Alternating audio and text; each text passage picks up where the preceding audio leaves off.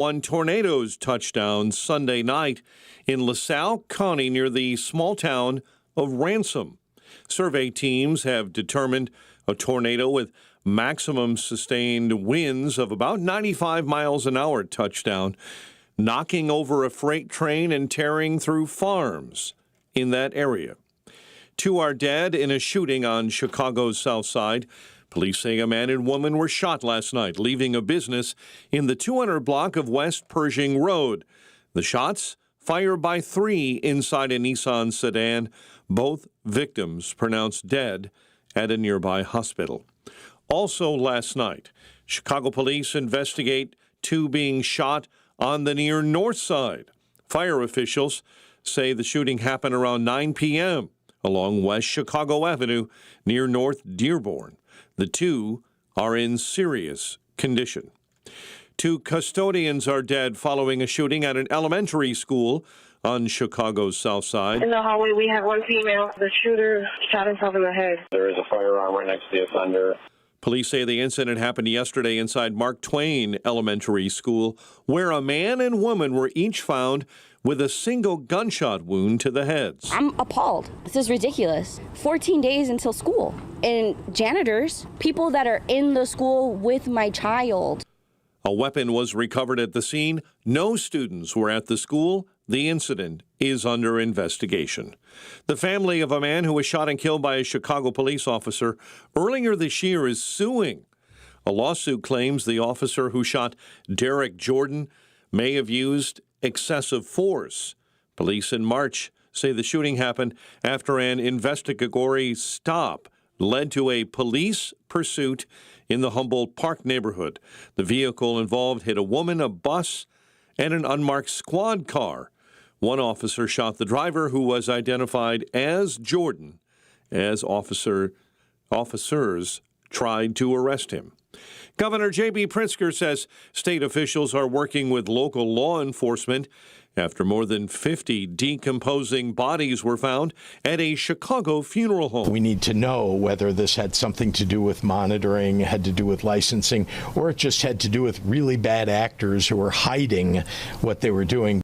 Cook County Medical Examiner's Office has taken jurisdiction of the remains after the Department of Financial and Professional Regulation suspended the license of the owner of South Chicago Chapel. One of the most significant aspects of this is that under current language, you can cremate the human remains at convenience, and this would require within 30 days. State Representative Anthony DeLuca introduced that legislation last spring after the state shut down the funeral home owner's other business, Heights Crematory. Voters in Wisconsin heading to the polls today for their primary, arguably the biggest item for voters just north of the Illinois border, who represents Democrats in the race for governor. State Representative Francesca Hong had a commanding lead in a Marquette University poll last month over Milwaukee County Executive David Crowley. Chicago sports. Week 1 of the NFL preseason is here. 6 games on the slate. For a little later this week, the Bears will host the Browns on Saturday. Cubs back on the diamond tonight, battling the Nationals, while the White Sox return to action tonight, squaring off against the Reds. The news, a service of the Chicago Public Schools. This year, dare to dream big with CPS. Grades K through 12 are back in class Monday, August 24.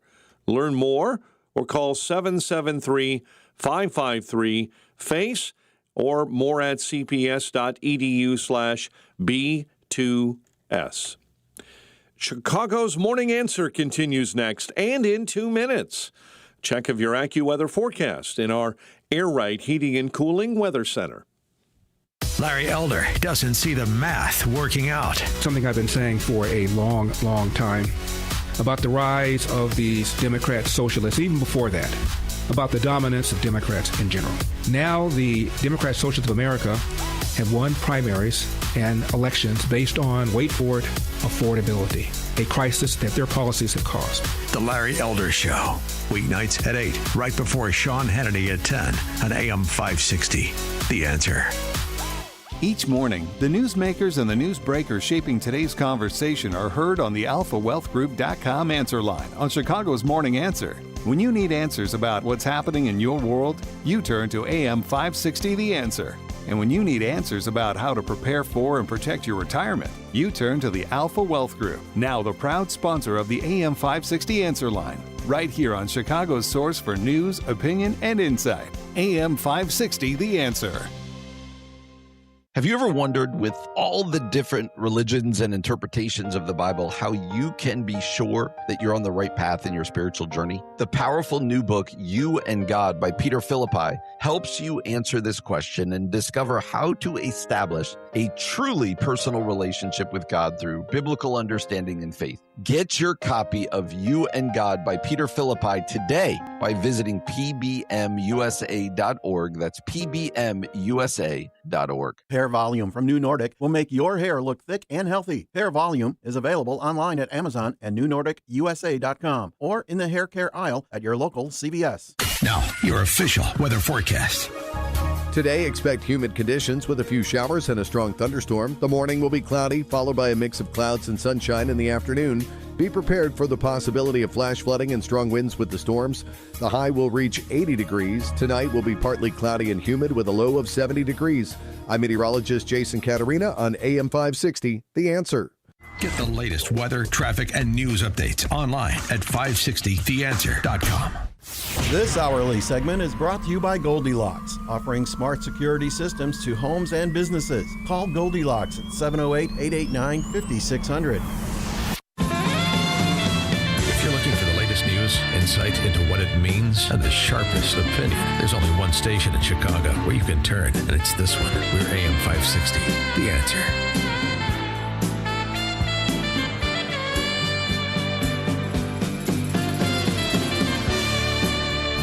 Top of the morning, Dan Proft here. So it's another primary election day, most notably in Wisconsin, that governor's race between Congressman Tom Tiffany and whoever the DSA decides to nominate. It looks like it's going to be Francesca Hong.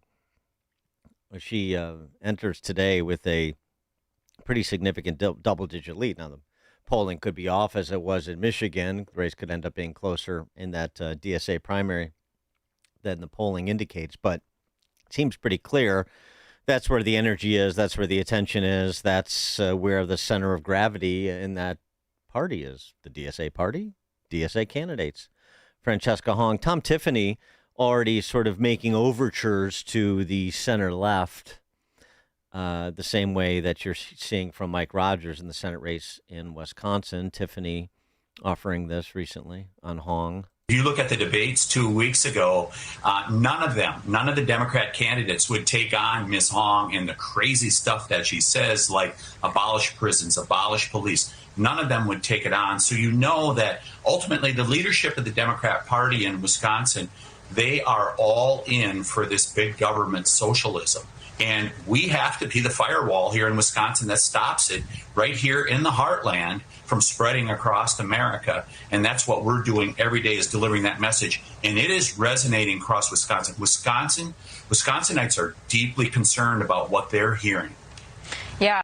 And, you've seen some MOS interviews. You've probably seen some online as well, that where some Dems are a little jumpy about Hong and her electoral viability, and the polling has changed in the race and the potential general election matchup with Tiffany holding a lead, not outside the margin of error, but a slight lead, and the odds makers putting the race at a 50-50, where when we entered this cycle and before Hong was as well known as she is now, there was a decided advantage for the Dems in Wisconsin, as you would expect, a swing state like that in a presidential year with the energy, the enthusiasm slightly advantaging the party out of power in this case. I think Tiffany and Rogers are right to attempt to make this a referendum on their opponents and basically the warm embrace of collectivism, to borrow a phrase generally. But there does need to be a little bit more layering to that. So it's got to be, we have to reject these neo-Bolsheviks and their desires, as stated by Hong and others, to knock over this government, this form of government, and come up with something new. I mean, this is really what they want to do. This is how far afield they are. So that's the first thing you need to recognize. And don't be wooed by the siren song of free stuff as the means to address the very real economic security concerns that you have. And then so that's where the texturing comes in. Say, look, this is how we get middle-income families feeling better about their economic security and their upward mobility, and going through the tried and true policies in support of free enterprise that provide that better security, those upward mobility opportunities. So it's getting there. And of course, Frances Hong is helping. She is attempting to do the AOC. Woke One was crazy, dude. Remember? That was crazy. What were we thinking? Right. She's attempting to do that. Not that AOC is particularly skilled at it, even with the assistance of a giggling Jonathan Karl over the weekend, as we discussed yesterday. But she's still better than Frances Hong, or Francesca Hong, whose explanation for her surfeit of idiotic statements over her time in public office and public life is explained away thusly. She wanted to be a sports journalist. Oh, okay. I was actually trying to become a sports journalist when I first went to college. So I learned then you have some hot takes, sometimes bad takes on Twitter, and I let my feelings out into the world. So you support abolishing prisons. That's just a hot take where your feelings got a little bit ahead of you. Your membership in the DSA, your defund the police, your opposition to Thanksgiving, statements like this, where you're asked questions in real time in this campaign about not a surprising issue, not out of left field in terms of an issue that might come up if you're going to run for governor in these times, which is the sanctity and privacy of female spaces. So you would think maybe something that would be of interest to her as a female. She was asked about that at this town hall gathering of apparatchiks. And if you can make sense of this answer, then you're doing better than me. The girls in New Richmond and across the state are being required to share bathrooms, locker rooms, and private spaces with people with male genitalia. What is your message to those young women and their parents who are concerned that the feelings of young males are taking priority over the rights of their daughters? Boo. Boo. One person booing. The sound of one person booing. I wonder why male reporters get access to women's locker rooms. Why we're more concerned about how people are identifying over the fact that we're not funding our schools enough or protecting our girls from domestic abuse, from sexual abuse, that we aren't investing.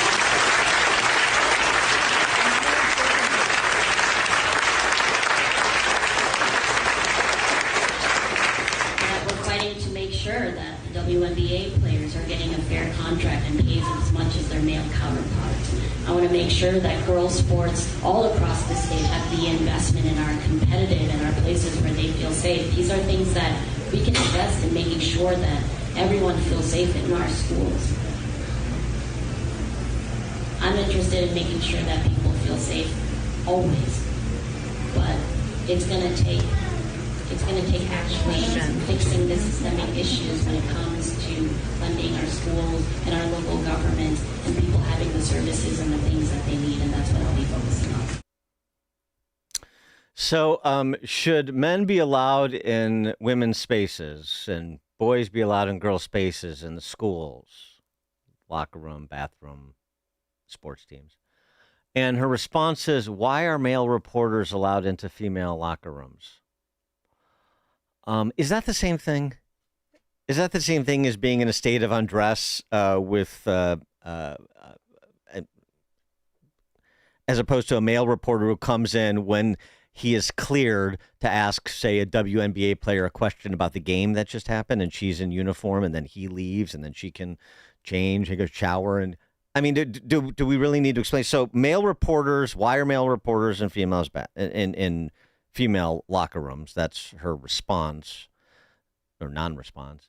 And then it's about funding schools and why are we not doing more about domestic violence, and everyone should be safe. And this is the quality of thinking you're getting with Francesca Hong. But, frankly, that's an improvement, I guess, over what we've been used to when she was giving her hot takes. I learned as somebody aspiring to be a sports journalist that your hot takes are often going to be wrong, which is why after I graduated from college and when I was in the General Assembly currently in Wisconsin, I decided to give my hot takes on all kinds of things, from holidays to the DSA platform to hanging out with old white people at Culver's. She nearly had an anxiety attack at a Culver's restaurant because of, quote, old white people, unquote. That's how I was feeling and tweeting about a feeling, and she should feel her feelings. That happened years ago doesn't mean that it's how I view all people. That was a silly tweet. Kids being silly. We're familiar with the concept in Chicago. Silly kid. And look at her now, all grown up, and talking about her proximity to whiteness in her household. I wasn't always aware of the struggles of other communities of color, because for me, assimilation always kind of took over. And so I did marry. Honky. My proximity to whiteness continues, right? My son is biracial. He's half white and half Korean. And I think navigating, what his identity is and how people perceive him is always at the back of my mind as well. I don't know what that means. Who refers to their kid as proximity to their race? And by the way, she's putting together quite the cast of characters, just like Mamdani did in New York City. Among them, a former child star and OnlyFans model named Renee Olstead is her deputy campaign manager. And she's not just an OnlyFans model, she's also a policy advocate. She founded the Coalition for American Sex Workers, CASW Local 304, which advocates for decriminalization and other policy changes affecting sex workers. Brothels coming to rural Wisconsin. Should be popular. I mean, it may fly in Dane and Milwaukee counties. I'm not sure about the rest of the state. The parts of the state that Tom Tiffany will do well, he's going to do really well.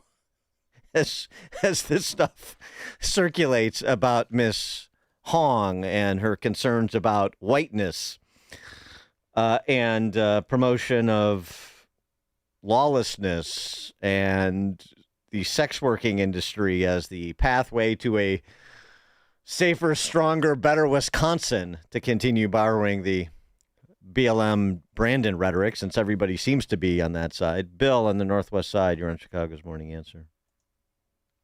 Yeah, someone needs to inform Ms. Hong that reporters are not in locker rooms anymore. After the game, the reporters are in a press room. The players are brought into that press room, and then the reporters ask questions at that point. So I don't know where she's getting her information, but she's wrong. Well, yeah, I mean, that's a good point, too. But, I mean, even if they were, it's not the same thing as just sort of willy-nilly saying, first of all, it's a simple question. And it's a question, as I've referenced before, properly posed by Veronica Ivy, who's a dude pretending to be a woman who was beating women in cycling, and now she's taking up golf, I read the other day. And she's taking women out in golf. Okay. Maybe I'll pull a Ennis Cantor Freedom and do the same thing. Royce White doesn't look great in a wig, though. I saw him the other day, too. I appreciate the demonstration of absurdity, but we can just address this straight away. Anyway, Veronica Ivy's question. Very simple. This was on the Daily Show years ago. It's just a question we should continue asking, and people should ask Francesca Hong and Tom Tiffany. Compare and contrast their answers. Is a trans woman the same thing as a woman? That's the question she posed and pressed. That's a question everybody should have to answer. And Veronica Ivy, but she persona. I agree with him. I agree with Veronica Ivy. That's the question. And if you say yes, that has certain implications. And if you say no, that has a certain tinge of sanity. And it's very clarifying. It's really simple. Really boils it all down. George in Naperville. Yes, Dan, I used to feel a real proximity to whiteness when I used to watch the Brady Bunch. Sure, yeah. And that was before Oliver, even. Yeah. This is some of the stuff that's starting to seep out with the prospect that it's going to be Tiffany versus Hong in Wisconsin from Democrats. I am now unequivocally likely are on the Wisconsin gubernatorial race. And the reason? Because, oh, by the way, she doesn't just have positions, and it's not, she can't just chalk it up to woke one. She has a legislative record. Don't forget about that. Yeah, she's a state legislator. No, seriously. She was one of seven, I think it was one of seven legislators in the State House in Wisconsin who voted against a bill to make it illegal for teachers to groom their students for sex. She voted against that. I don't think, again, that's going to set well outside of small enclaves in Looney Tunes Madison and willfully blind Milwaukee. I really don't. And there's some examples here. A 30-year-old teacher messaged a 13-year-old student every day for 6 months and talked about how he wanted them to be together, how she had a nice body. He was jealous when she talked to other boys. He sent her pictures of himself lying shirtless in bed. So not exactly a close call, in other words. The cops arrested him, but when they went to charge him, they revealed he actually did nothing illegal in Wisconsin because there was no sexual contact, no pictures were exchanged that were explicit enough to qualify for a criminal violation in Wisconsin. Even though he was actively trying to rape a 13-year-old girl. So this story came to the attention of legislators who said, maybe we should do something about that gap in the law, and they did, proposing legislation that would address such situations. Making it a felony to engage in any course of conduct clearly and obviously intended to seduce or lure a child into engaging in sex acts or exchanging illicit images. Seems pretty straightforward. Passed 100. Only 6 legislators passed 193-6 and signed into law by Evers, the DSA governor, teachers union toady. 4 months later, the first person was charged under the law. He was a 36-year-old man who met a developmentally disabled 16-year-old in a public park when she was 13 and spent the next 3 years trying to manipulate her into running away from home so he could make her he could make her his live-in sex slave. That year was the year Frances Hong was one of 6 people to vote against a bill that made it illegal to take affirmative action designed to lure a minor into sex acts. He said, this person writes about Hong, I've never seen a Democratic candidate this bad. Doesn't bode well. Bob in Buffalo Grove. Good morning, Dan. Always good talking to you. Let me go over the deep end and ask you to shave, put on a wig, and join the LPGA. Yes. I don't need to shave, apparently, from what I'm seeing from Royce White and others who are, again, I guess they're who are in the process of trying out for the Nashville Balls if they are an expansion team in the WNBA, because I think that's probably Clay Travis is probably the only one with the stones, if you will, to draft an Enes Kanter Freedom or a Royce White or a Rodman. It's like a hot, steaming cup of information to start your day. It's Chicago's Morning Answer on AM 560, The Answer. Sign up for the AM 560 Answer Advantage to get early alerts on event ticket sales, special discounts, and contest opportunities. Sign up today at 560theanswer.com/advantage. The TV tide is turning, and millions of Americans are tuning to Salem News Channel. For breaking news, common sense analysis, and the conservative voices leading the conversation, SNC delivers the stories that matter most. Watch Scott Jennings, Larry Elder, Mike Gallagher, and many others tackling the issues facing our nation. Stream free on Pluto TV, Samsung TV, the Roku channel, and more. Salem News Channel. The news you want, the perspective you trust. This is Carol Platt-Liebau for townhall.com.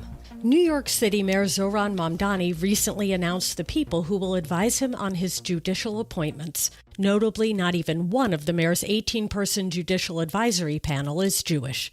This is no small feat in a city where 1 in 8 residents is Jewish, and between 35 and 50% of the city bar is Jewish. In fact, the odds of this omission of a single Jew occurring by chance has been estimated at 0.4%. Alone, this exclusion would be disturbing, but it's part of a broader pattern. Mamdani has reversed orders barring city agencies from participating in boycotts or divestment efforts targeting Israel and omitted historic Jewish neighborhoods from a map highlighting immigrant enclaves. Anti-Semitism is the canary in the coal mine for a sick society. It's rearing its ugly head in New York City. Gain insight into building strong marriages and raising godly children with Focus on the Family with Jim Daly each weekday at 11:30 a.m. on our sister station, AM 1160. Hope for your life. AM 560, The Answer.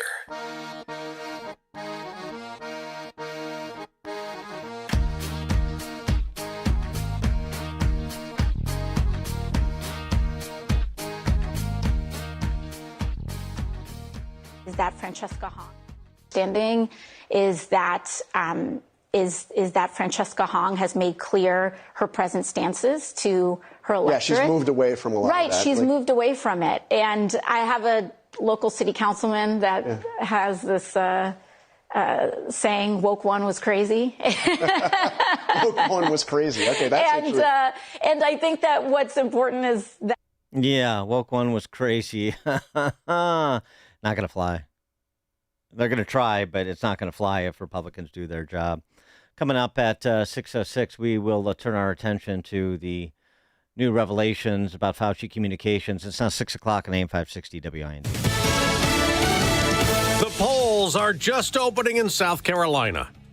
I'm Dave Anthony, Fox News, for a special Republican primary to replace late Senator Lindsey Graham as the GOP nominee in November. His sister Darlene, appointed to the Senate to finish his term, is running with President Trump's support. Let's go for it, Darlene. I know exactly where you come from. I know you and I know Lindsey, and this is what he would have wanted. That's at a tele-rally for Senator Darlene Graham yesterday. There are 9 other Republicans on the ballot. There are also primaries today in Connecticut and Vermont and Minnesota and Wisconsin, where voters will show just how far to the left that they're willing to go. Frontrunner Francesca Hong, she seeks to be the first self-identified Democratic socialist governor in U.S. history. She's a state representative, a former chef, who in recent weeks has backtracked on past controversial statements like calling for the cancellation of Thanksgiving and Valentine's Day, abolishing the Senate, and defunding the police. Fox's Alexandria Hoff in Madison, Wisconsin, and Alabama. There are special primaries today in 4 redrawn congressional districts. Back to President Trump. He's replied to Iran's demands the U.S. compensate them for damages from all the bombing and the conflict, turning it around, demanding Iran pay damages for all of the people that were so badly hurt, so badly wounded or killed, many thousands of people, and maybe damages for the 52,000 protesters over the last 4 months that were killed in Iran. Now, he is also the Strait of Hormuz shipping standoff continues. No, he's no longer in Syria to face execution, but the country's former leader's been condemned after fleeing to Russia along with his brother when ousted in a 2024 uprising. Bashar al-Assad and his younger brother Maher have received death sentences in absentia for crimes against humanity. The charges relate to Syria's 14-year civil war in which about 500,000 people died. The same case saw the former president's cousin also sentenced to death. That's Fox's Jonathan Savage. America's listening to Fox News. WIND, Chicago. Gray skies this morning. And powerful storms beginning to cross the area. We had lightning overnight. Not a lot of rain, but a few thunderstorms could be on the way. Later today, a high of 81. And the National Weather Service confirms 2 EF1 tornadoes did touch down Sunday night in LaSalle County near Streator and Ransom, Illinois, disrupting operations on many farms, also knocking over a freight train. 2 are dead in a shooting on Chicago's South Side. Police saying a man and woman were shot last night, leaving a business in the 200 block of Pershing Road. Also last night, Chicago police investigating after 2 were shot on the city's near North Side, near West Chicago Avenue and North Dearborn. 2 custodians are dead following a shooting at an elementary school on Chicago's southwest side. In the hallway, we have 1 female. The shooter shot himself in the head. There is a firearm right next to the offender. Police say the incident happened early yesterday inside Mark Twain Elementary School. A man and woman each found with a single gunshot wound to the head inside of the school, a weapon recovered at the scene. A bankruptcy judge has approved the sale of Hawthorne Racecourse to a Delaware company for $90 million, a decision that signals the end of horse racing in northern Illinois, leaves about 300 workers and residents who are attached to that racecourse searching for jobs and housing.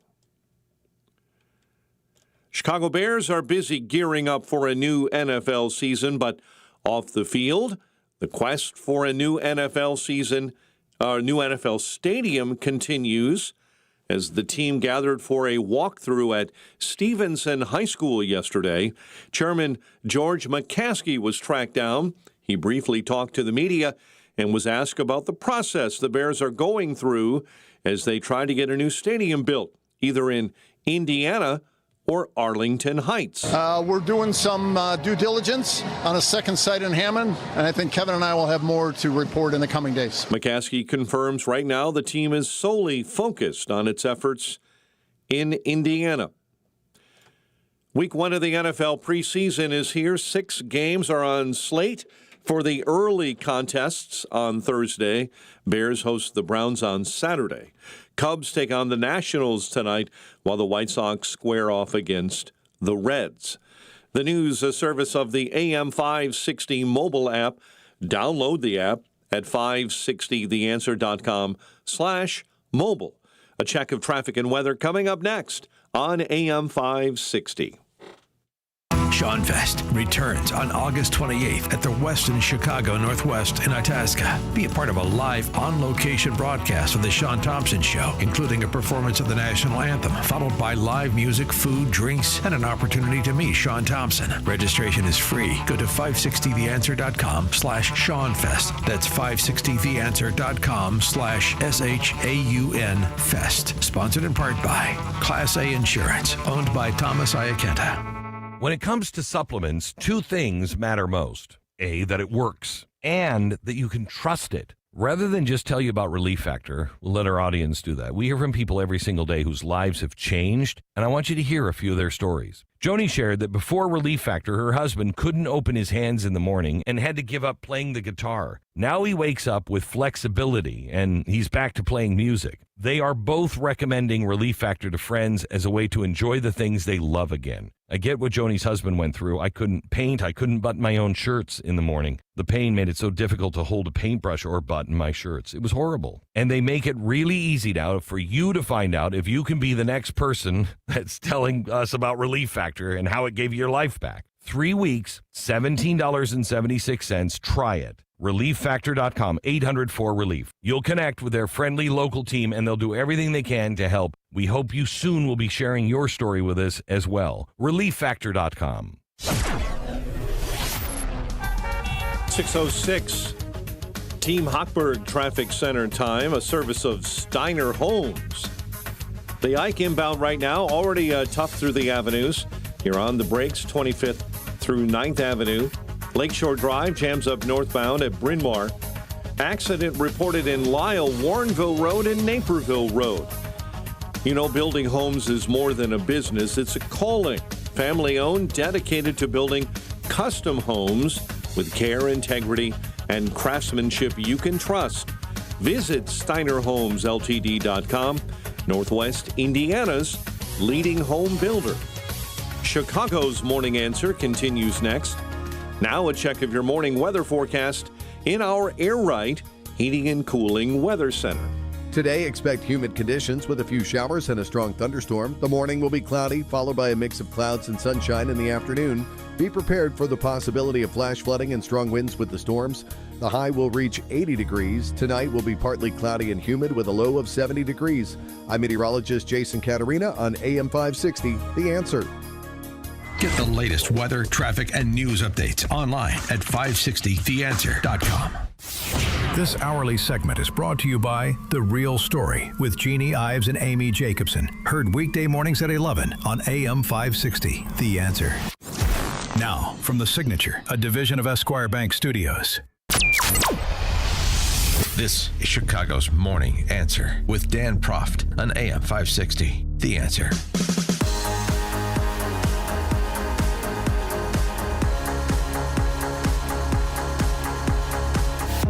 Top of the morning, Dan Proft here. Really good piece in The Atlantic that is circulating and should be.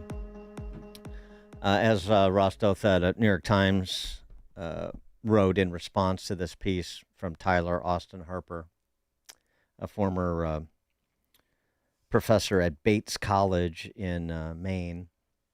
This piece may be remembered as the signature piece to describe a particular period in higher education. The identitarian period. The period that in which identitarianism spilled out from the campuses to our broader politics and culture, leading Andrew Sullivan to comment, "We all live on a college campus now."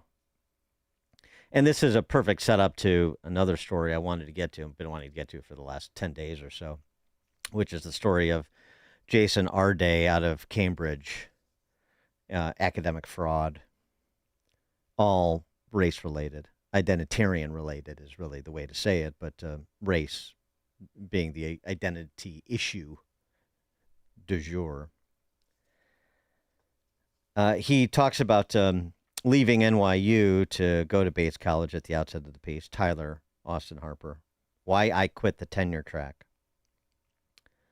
I went straight from my bachelor's degree at Haverford to a fully funded PhD program in comparative lit at NYU. 5 years later, I won a tenure track position at Bates in Lewiston, Maine, teaching interdisciplinary humanities courses in the school's environmental studies program. And by the way, it's worth noting at the outset, as he notes once you get into the piece, he has been a socialist since his early 20s. So this is not, sort of an enemy inside the perimeter story. He had no idea. Well, this is 2020. He really, despite being in academia, fully funded PhD program in comparative lit at NU. Now he gets this tenure track position at Bates College. He had no appreciation for the anti-racism, quote unquote, fervor that was rampaging through college campuses and the rest of society. Really interesting to take note of how oblivious he was.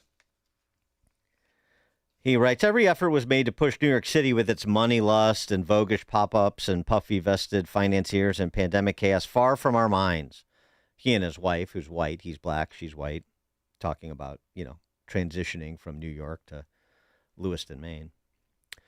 We studiously applied ourselves to the task of becoming, if not true Mainers, that requires being born there, at least credibly Maine-ish. I believed in American higher education with the dewy fervor of a young missionary, he writes. I came from a long line of people possessed by the unshakable faith that college was a ticket to a better life.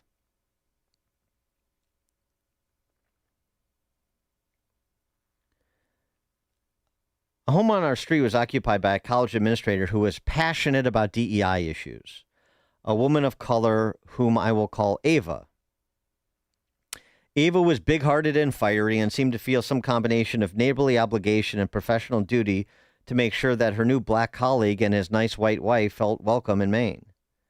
These overtures mostly took the form of evening drinks at her house, chairs set at a COVID-safe 6 feet apart, of course.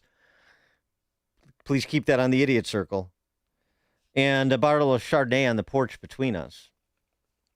As I got to know Ava, I was surprised to discover that she viewed Central Maine as a Stephen King hellscape, a place where ancient prejudices and violence lay just beneath the friendly college town facade.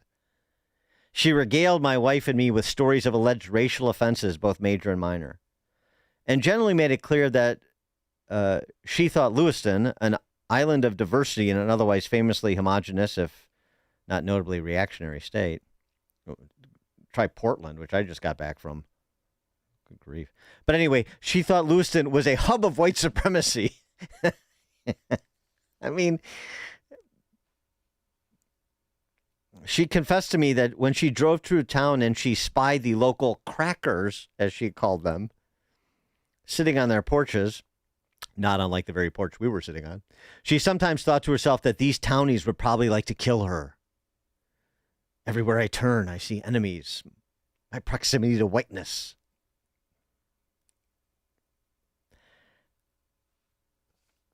Tyler Austin Harper writes, I didn't know what to make of Ava's views. I won't pretend that my sensibilities were inflamed by the word cracker, but the epithet also didn't seem like one that a college administrator should be using. You think?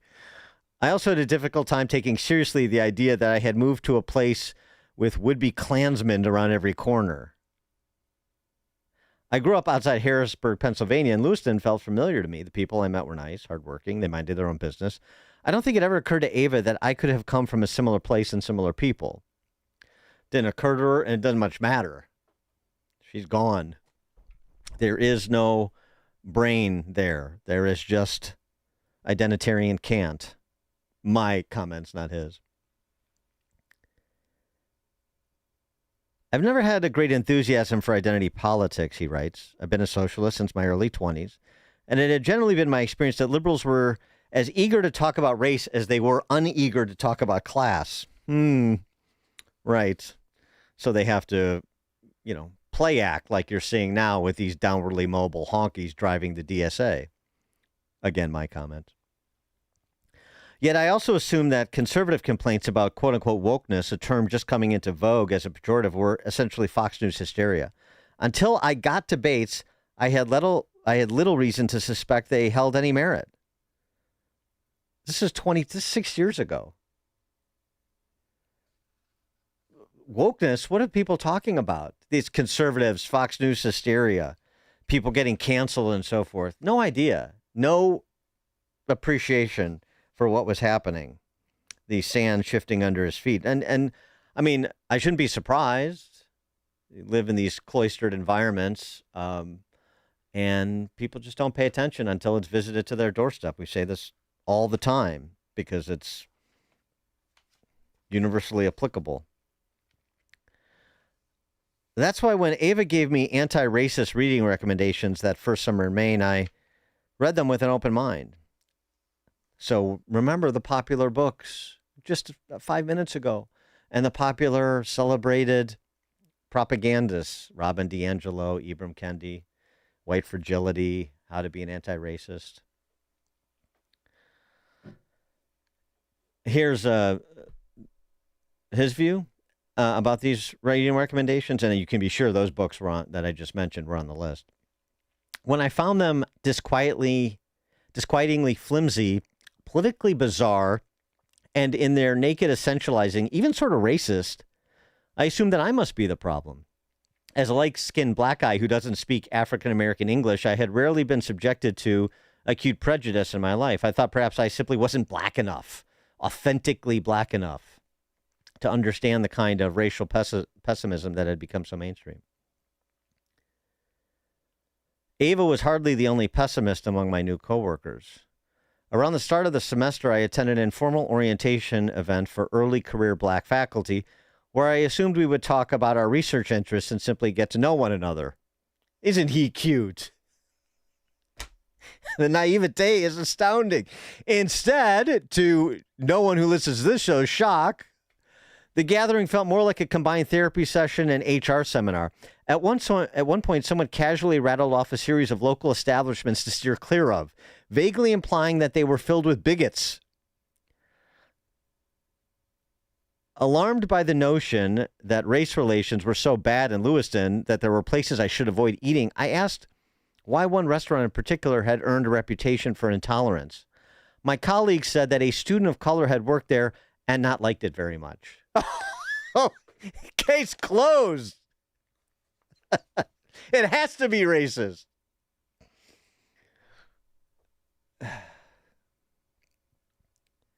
The source of the most intense racial monomania on campus, I came to realize, was the school's senior leadership.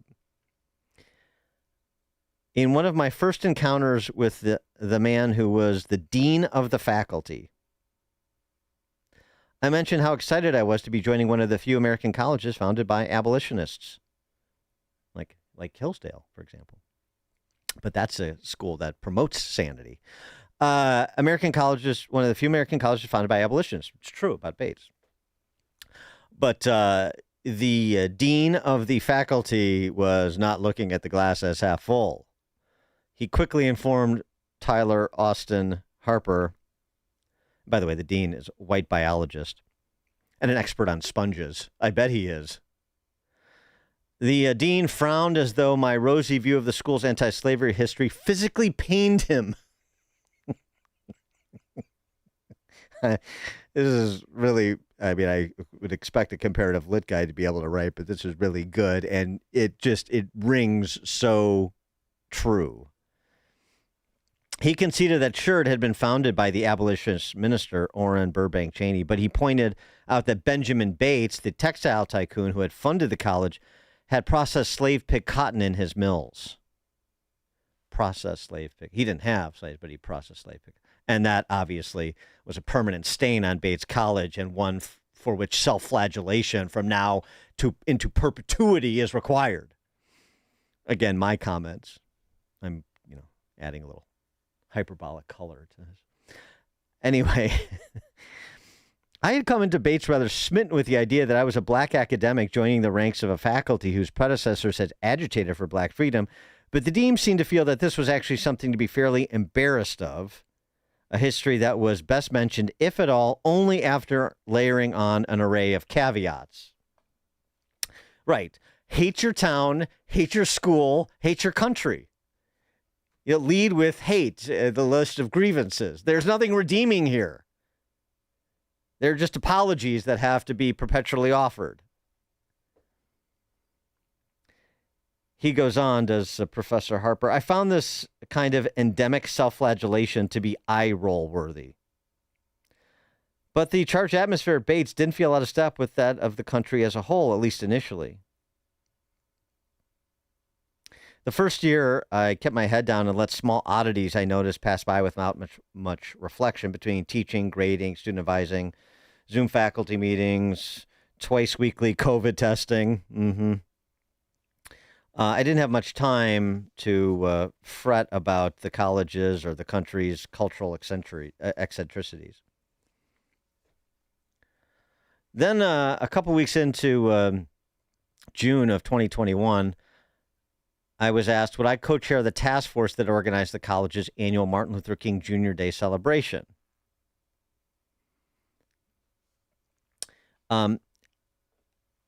The committee explained that my academic work in the environmental humanities would make me a good fit to lead the MLK Day celebration. You have to be blanking me, I thought.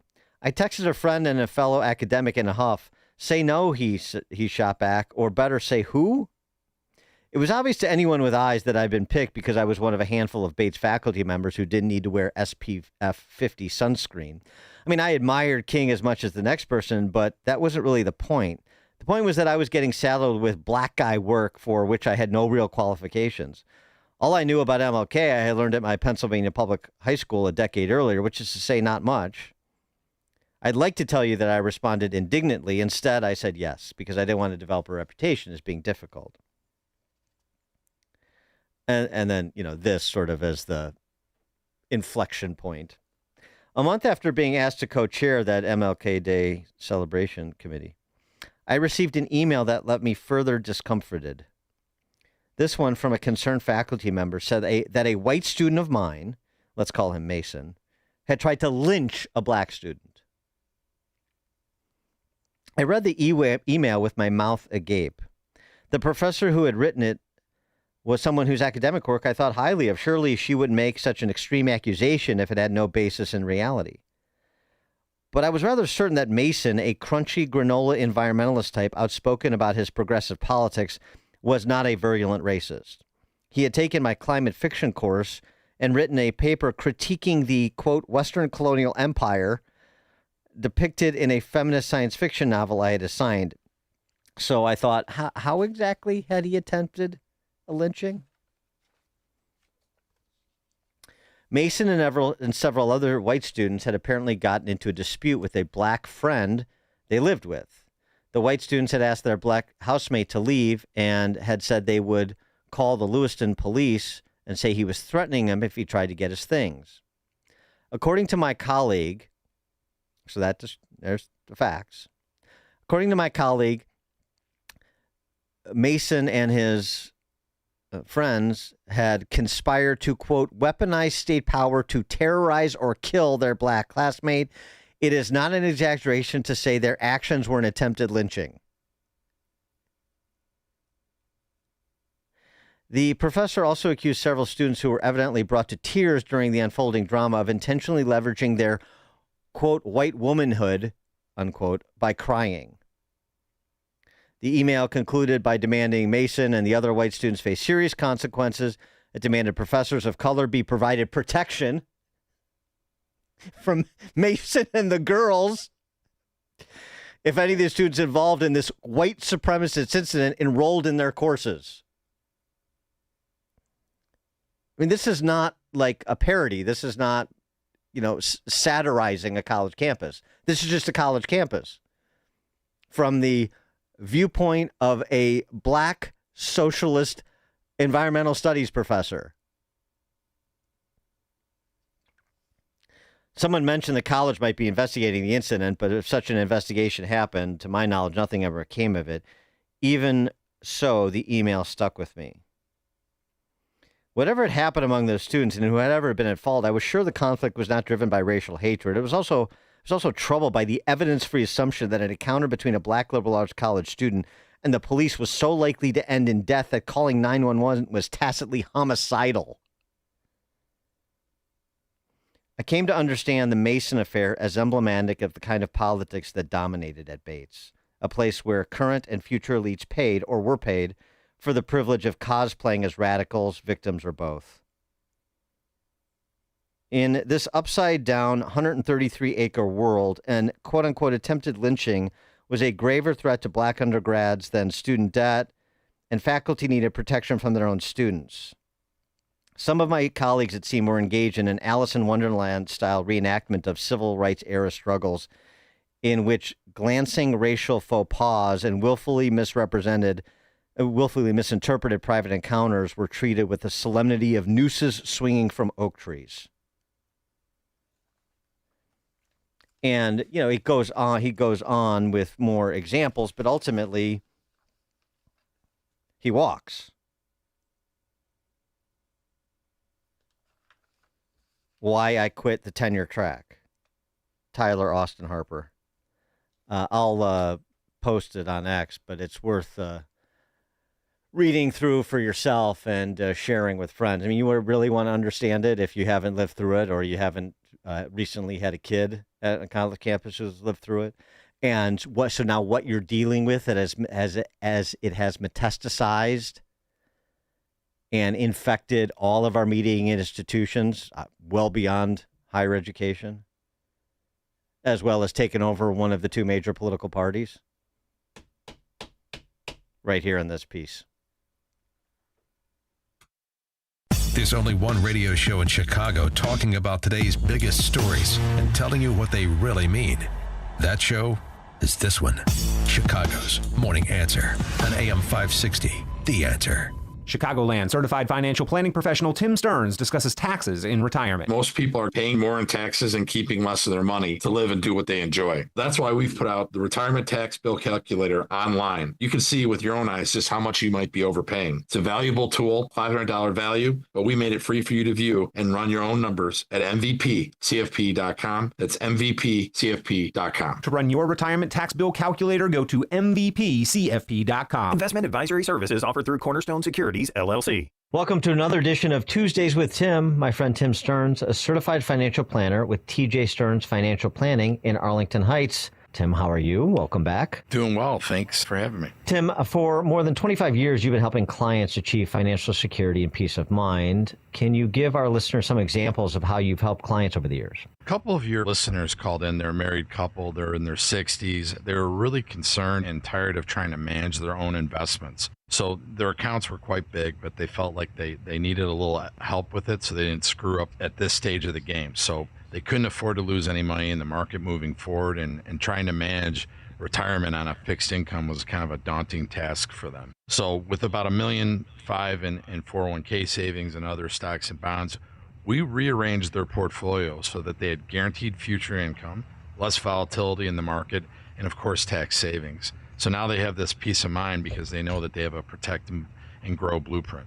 Thank you, Tim. If you're in your 50s or 60s, I want you to speak with my friend Tim Stearns, TJ Stearns Financial Planning. Tim will help you structure and optimize your savings to prepare for 20 to 30 years of enjoyable retirement. Call Tim today to schedule your free consultation and get your free Protect and Grow blueprint. Call 1-800-640-2256. Again, that number, 800-640-2256. Tell him I sent you when you call Tim at 800-640-2256. AM 560, The Answer.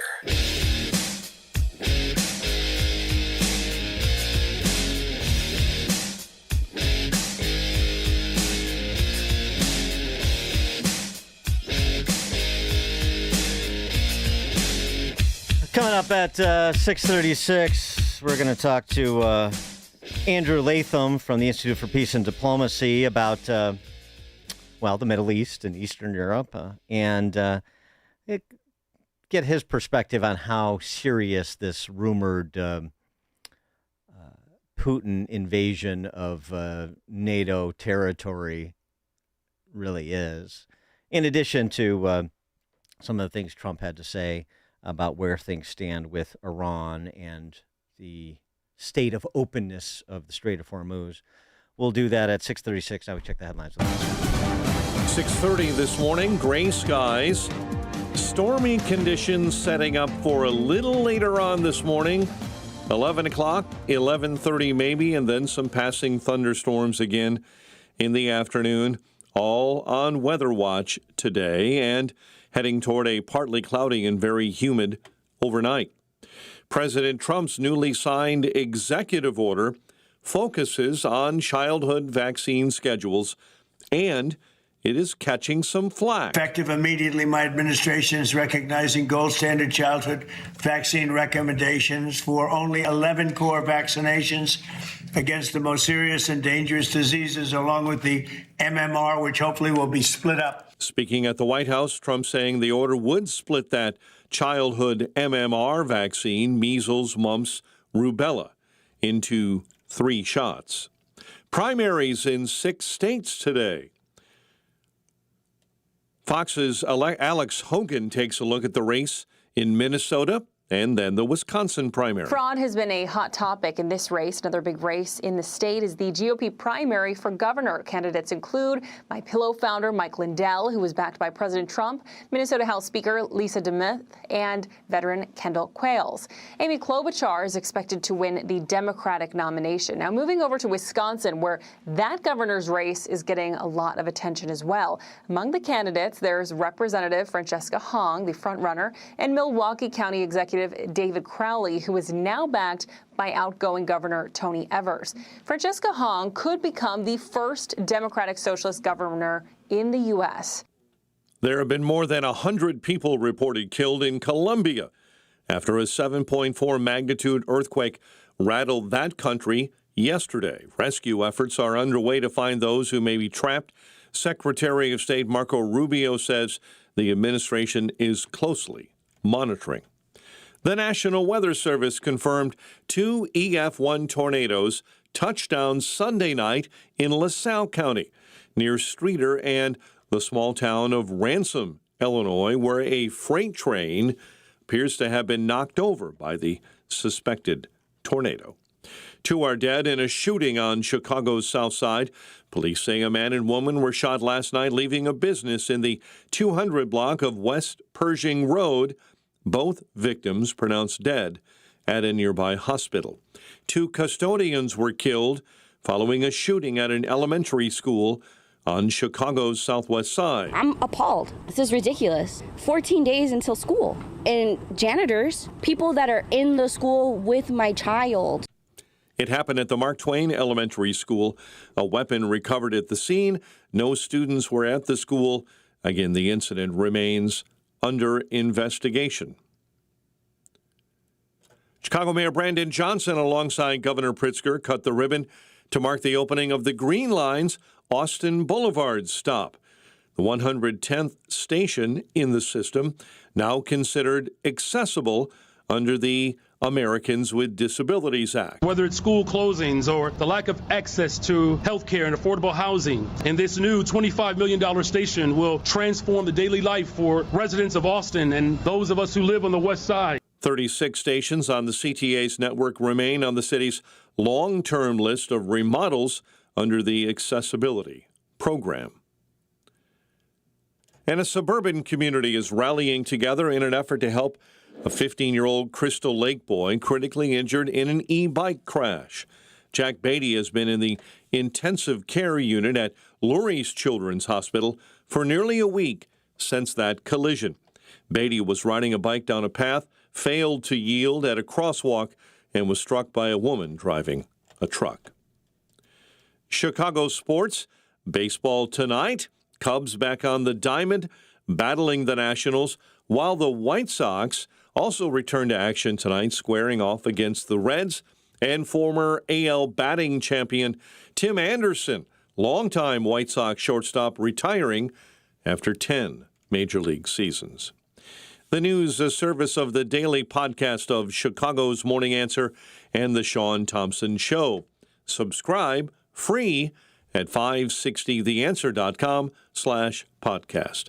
A check of traffic and weather coming up next on AM 560. Scott Jennings reviews the Fauci diaries. If you look through these diaries, you see that Fauci himself had private concerns, private conversations, and private doubts that he refused to acknowledge honestly in the public, and the damage this did to the public health regime in America will take decades to undo. The Scott Jennings Show. Weekdays at noon, right before Hugh Hewitt at 2 on AM 560. The Answer. Welcome back to Ask Hasslis. I'm Weston. What's your question? Is this one of those viral pranks?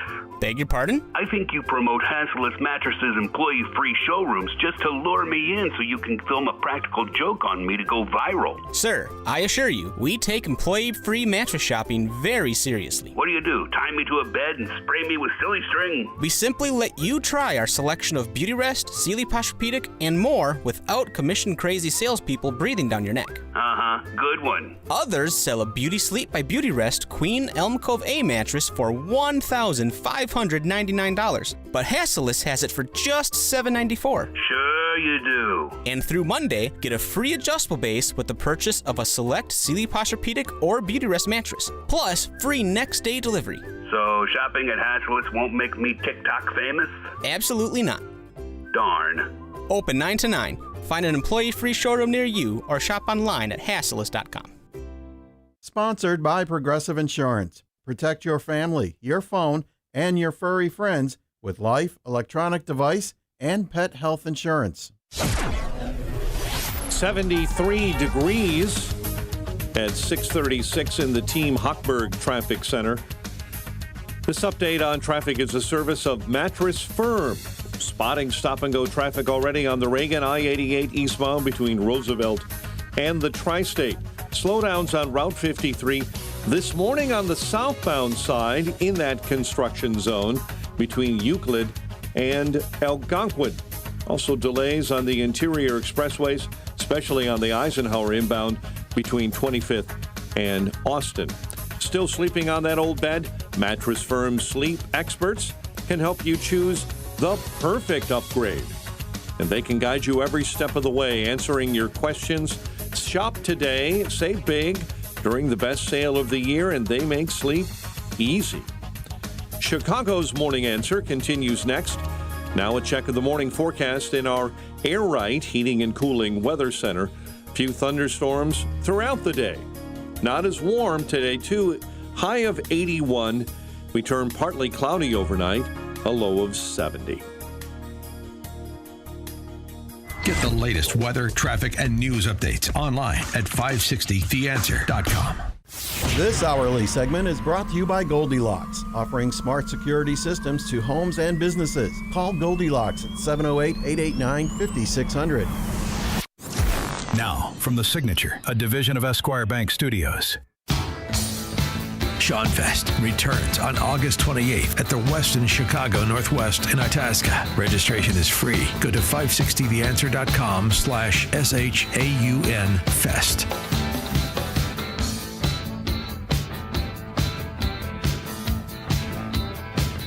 Top of the morning, Dan Proft here. The noxious senator from Connecticut, Chris Murphy, announced over the weekend, I'm prepared to support a bad deal to end the Iran war. Trump has lost this war. I mean, it's a headline that he wants. It's a position that they seek to help make come true for the purpose of political expediency, but it's rather despicable to be rooting against your country, one might say. I think that's fair. Leading with surrender, the left. It's almost like leading from behind in a bygone era. Trump has lost the war. I'm prepared to support a bad deal. It's interesting because, of course, Trump is accentuating the positive and saying, look, we're watching Iran with its huge inflation. They have no money. They're in very bad shape. They're unable to pay their troops. Scott Bessent is turning the screws tighter every day with economic fury. The blockade is a steel wall. And yet there are contraindicating headlines like Gulf states are accepting a new normal of Iran's control of the Strait. And then, as we discussed a bit yesterday, the Iranian foreign minister, which, of course, nothing he says can be taken at face value, but what he did say is that there's apparent proximity to a deal coming into focus to provide at least a temporary expanded opening of the strait, the Iran-Oman corridor. Is that an off-ramp President Trump can take? What would that look like? If Iran is in the shape that is being described by the administration, then perhaps additional patience is required. If there is not the political willpower / political support, that's the assessment, to escalate and finish the job, to use another phrase that is being thrown around routinely. Well, that's sort of the framework for our discussion with Andrew Latham, who joins us now, Senior Washington Fellow at the Institute for Peace and Diplomacy and a professor of international relations and political theory at Macalester College in St. Paul, Minnesota. Professor Latham, thanks for joining us. Appreciate it. Oh, my pleasure. Has Trump lost the war? Is Chris Murphy right that we should just accept a bad deal? But more or less just saying, whatever Iran is willing to give us, is that really a posture that, forget the politics of it, is in the national security interest of this country, is rational? Well, the underlying national security interest is free transit through the Strait of Hormuz and other choke points, both in the region and beyond. And surrendering to Iran at this point would severely undermine, compromise that key American national interest. The question really on the table now is how to maximize freedom of passage through that strait. The war, from an American perspective, hasn't gone terribly well in the short to medium term. So now we have to focus on the longer term. And this is now a matter of endurance. Who can stay in the fight longer? Iran, with all its economic and internal political difficulties and tensions, or the United States, with its very different but nevertheless pressing domestic political pressures. The upcoming midterms complicate the picture enormously on the American side, and we don't have a very clear picture of what's going on the Iranian side, but it's going to be last man standing wins this. It remains to be seen who will be left standing. Well, the price of oil has stayed around $80 a barrel, in part due to reportedly 8 million barrels a day the U.S. is getting out of the strait. So if there is the ability to maintain that sort of price stability, I mean, it's not where anybody wants gas prices, but if the ability is there to maintain that sort of status, and if the Trump administration's description of Iran's current financial condition is correct, doesn't it suggest that at minimum more patience is the order of the day? Yes. I mean, this endurance boils down to patience, political patience on both sides, who can last the longest. And it's not just economic troubles that are plaguing Iran. There's real severe political tensions. Just before this war broke out, of course, there were a mass movement to end the regime in Iran. That seems to have gone away during this crackdown during this war. But yes, it's a matter of who can last longest. The Trump administration is betting that the U.S. can outlast the Iranians in this. And that, I'm afraid, remains to be seen. That regime in Tehran is not subject to the kind of electoral pressures or media pressures that the Trump administration and the Republican Party is subject to. So all that being said, something else that probably needs to be addressed is the alternatives to shipping oil and gas through Hormuz, the various pipelines that are being built, that have already been built and are being proposed that would ship oil from the region, not through the Strait of Hormuz, but more directly to the Mediterranean or to the Red Sea. So that further complicates this. Those are very long-term projects. That's not going to happen tomorrow. Right. But perhaps they, at least in part, remove the leverage that Tehran has around the Strait of Hormuz. What of this near deal that Aragachi was referencing over the weekend? What do you think that looks like, and is it something that the Trump administration could accept, even as something that is temporary, pending further subsequent diplomacy and/or kinetic action? Yes, well, we've had ceasefires. We had the memorandum of understanding that lasted for about 30 days, sort of. It was violated all the time.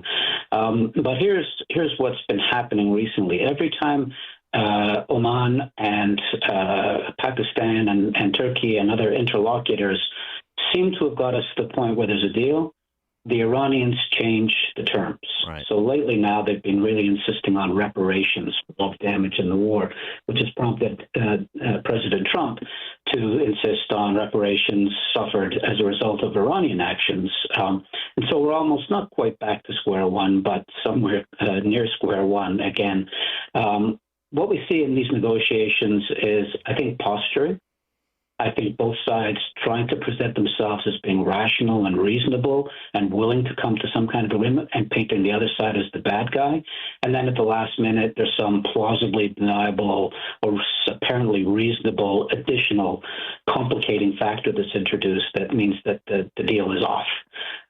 Because both sides are hoping they can outweigh the other side while appearing to be the reasonable, good guy actor in all of these negotiations. So there's no, I mean, and you're right. I mean, in the description of the interplay, we need reparations. No, we are owed reparations, and so are all the people whose family, sort of the families of all the people you've killed over the last 50 years, is essentially what Trump said in response.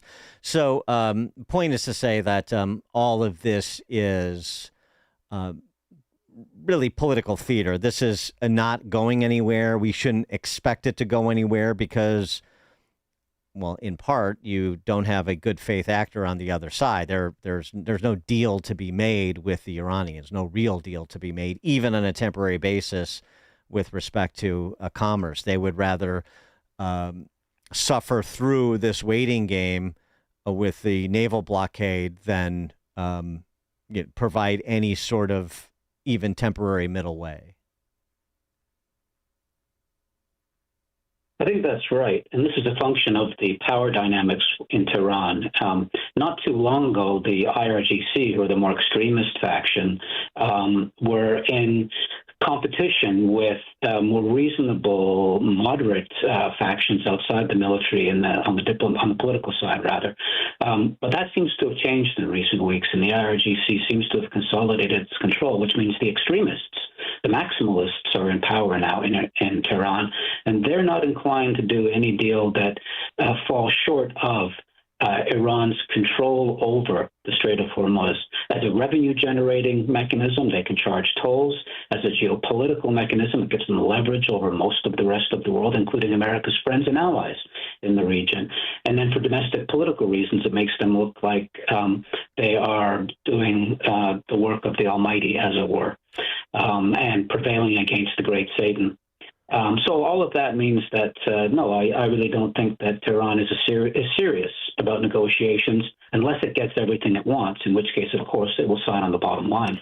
So the political turmoil that you referenced afflicting the regime in Tehran at present, in addition to the economic problems they have, so what is the nature of that turmoil? Well, as I said, basically, there are a number of factions competing for control. The Ayatollah, as such, nobody has seen him since the first day of this war. We're not sure if he's dead or merely injured to the point where he's incapable of executing the office. And that has created a space within which others have been vying for control of the Iranian state. And as I said, there are the revolutionary maximalists who don't want to see the regime change and want to maximize its power and wealth, I suppose, in the region. And those who are more accommodating, more moderate, right, mostly on the civilian side. Just this morning, the IRGC has managed to reconstruct the military command structure so that the non-IRGC, the regular Iranian military, is now more firmly integrated into and subordinated to the IRGC. So we see a consolidation of power, both within the military and across the broader political spectrum on the part of the IRGC leadership, and they don't want to do a deal. They want to get what they want, and they're willing to sacrifice as many Iranians as needed in order to get what they want. So, I mean, does that, right, I get the dynamic there, but if they're consolidating power, are you suggesting that the regime is more stable? I mean, in the sense of ability to stay in power, more stable today than it was before the hostility started? From the outside looking in, I'd have to say yes. I'm not sure stable is quite the right word, but certainly it's consolidated its power. Let's maybe put it that way. Yeah. In a way that wasn't the case in the run-up to this war, when there were mass protests in the street and it looked like the regime was going to collapse. And I think this administration might have hoped initially that with the additional prod of a few American bombs landing here and there, that, in fact, the regime would collapse. But quite the opposite has happened. Having said that, it is the very nature of this kind of politics that things can appear to be stable, to use that word, and appear to be stable, and then the wheels come off. All right, things can change. Things can turn on a dime, as it were. Things can change very quickly. But right now, it looks as if the IRGC, the maximalists, the extremists, have really consolidated control. And how sanguine are our erstwhile Gulf state allies about things at present? I mean, I mentioned that Wall Street Journal headline at the outset of our conversation: Gulf states accept a new normal, meaning Iranian control of the Strait, which I think is still very much in doubt. But are our Gulf state allies getting shaky with respect to the way the Trump administration is prosecuting the campaign? I think, yes, I think they're hedging their bets. On the one hand, it looks like the Saudis now are mobilizing forces to attack the Houthis, who are Iranian-backed in Yemen, who control the Bandar, another choke point on the Red Sea. So on the one hand, the Saudis seem to be taking proactive moves to reduce Iranian influence and to support the U.S. in its efforts, etc. On the other hand, perhaps because they lack confidence both in this administration, but perhaps in the American political leadership more broadly, they're hedging their bets. What is in Saudi Arabia's best interests if the United States doesn't prevail? If the Iranians prevail, the Saudis still need to export their oil, even if they have to pay these tolls and fees. A rational actor, and all of these actors are at least minimally rational, would be hedging its bet at this point and saying, we hope for A, but if B happens, we got to be ready.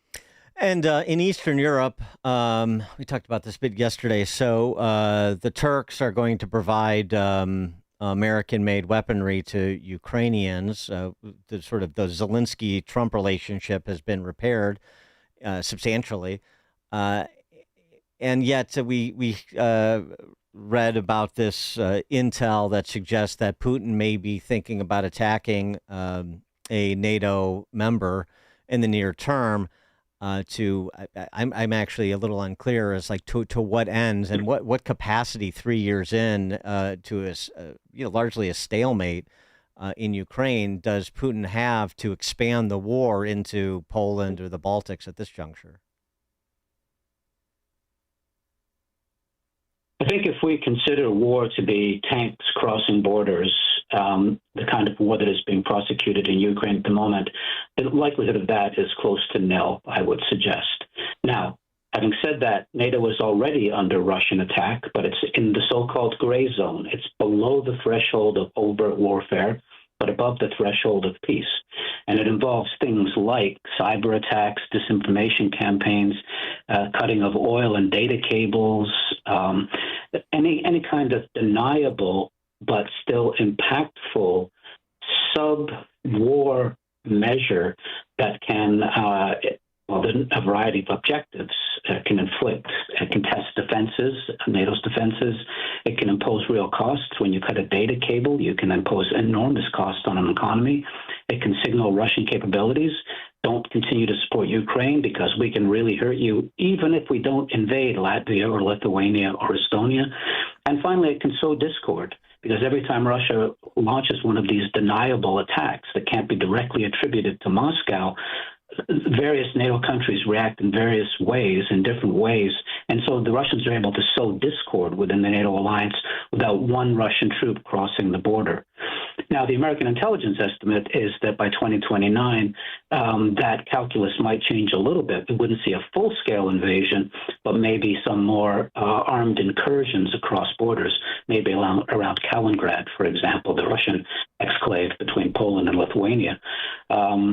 But that's not the same as a full-scale invasion. That's not like Poland being subject to to the attack on Ukraine. That's not going to happen. That's not in Putin's best interest. And again, he can make mistakes. He's made many.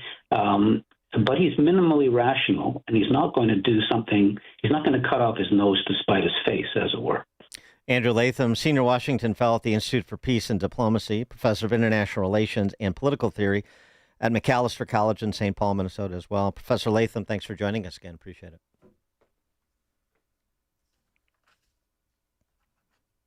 And he joined us on the alphawealthgroup.com answer line.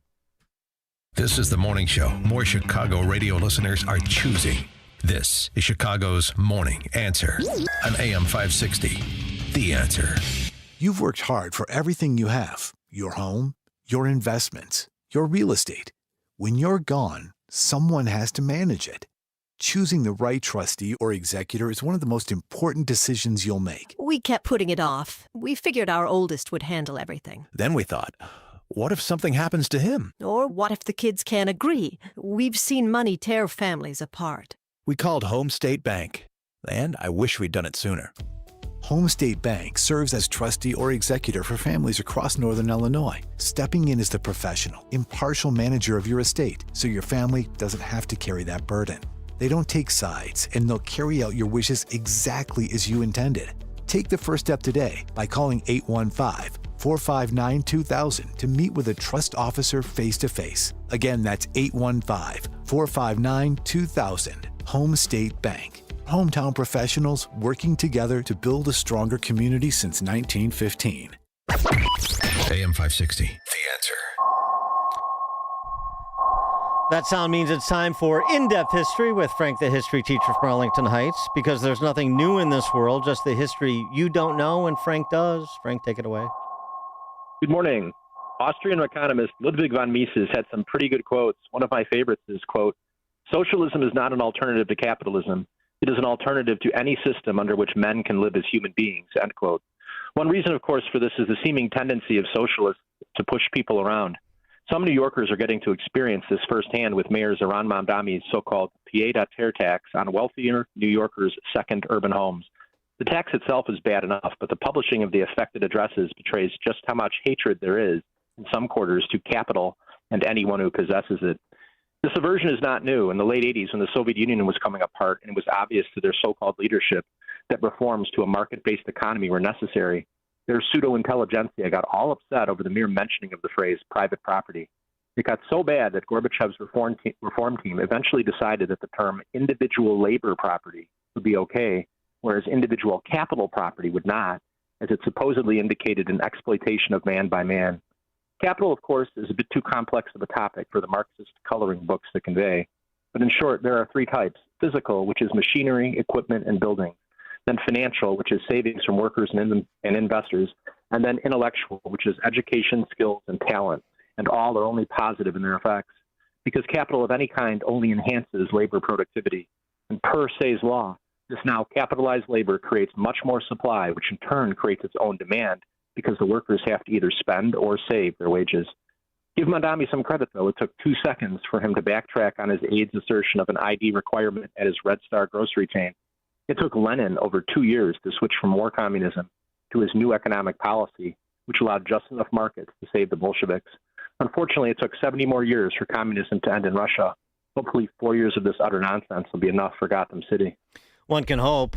Hopefully the last 8 years of this nonsense will be enough for Chicagoans. One can hope. I don't know. I don't know what the prospects are with the current crop of mayoral candidates. We shall see. Thank you for the von Mises quote, Frank, and great work as always. We appreciate it. Thank you. Coming up at 7:07, we will turn our attention to... Winner will face President Trump-backed Republican Tom Tiffany in November. And in Minnesota, Democrat Congresswoman Angie Craig faces progressive Lieutenant Governor Peggy Flanagan. Over the Strait of Hormuz shipping, and the president's replying to a new Iran demand. They asked for money for the damage that we've done. I said, that's a good idea. Well, we're going to ask for money for the damage they've done over a 50-year period. And we're learning now about some drama weeks ago as Iran hopes to target... Done over a 50-year period. And we're learning now about some drama weeks ago as Iran hopes to target the president. Last month, the White House. America's listening to Fox News. "73 degrees in Chicago, gray skies, and some threatening weather on the way." In our QC Kinetics newsroom, the National Weather Service confirms 2 EF1 tornadoes did touch down Sunday night, causing major damage in LaSalle County near Streeter and Ransom. 2 are dead in a shooting on Chicago's South Side. Police tell us a man and woman were shot last night, leaving a business in the 200 block of West Pershing Road. The shots fired by 3 people inside a Nissan sedan. 2 custodians are dead following a shooting at an elementary school on Chicago's southwest side. In the hallway, we have 1 female. The shooter shot himself in the head. There is a firearm right next to the offender. Police say the incident happened at Mark Twain Elementary School. I'm appalled. This is ridiculous. 14 days until school. And janitors, people that are in the school with my child.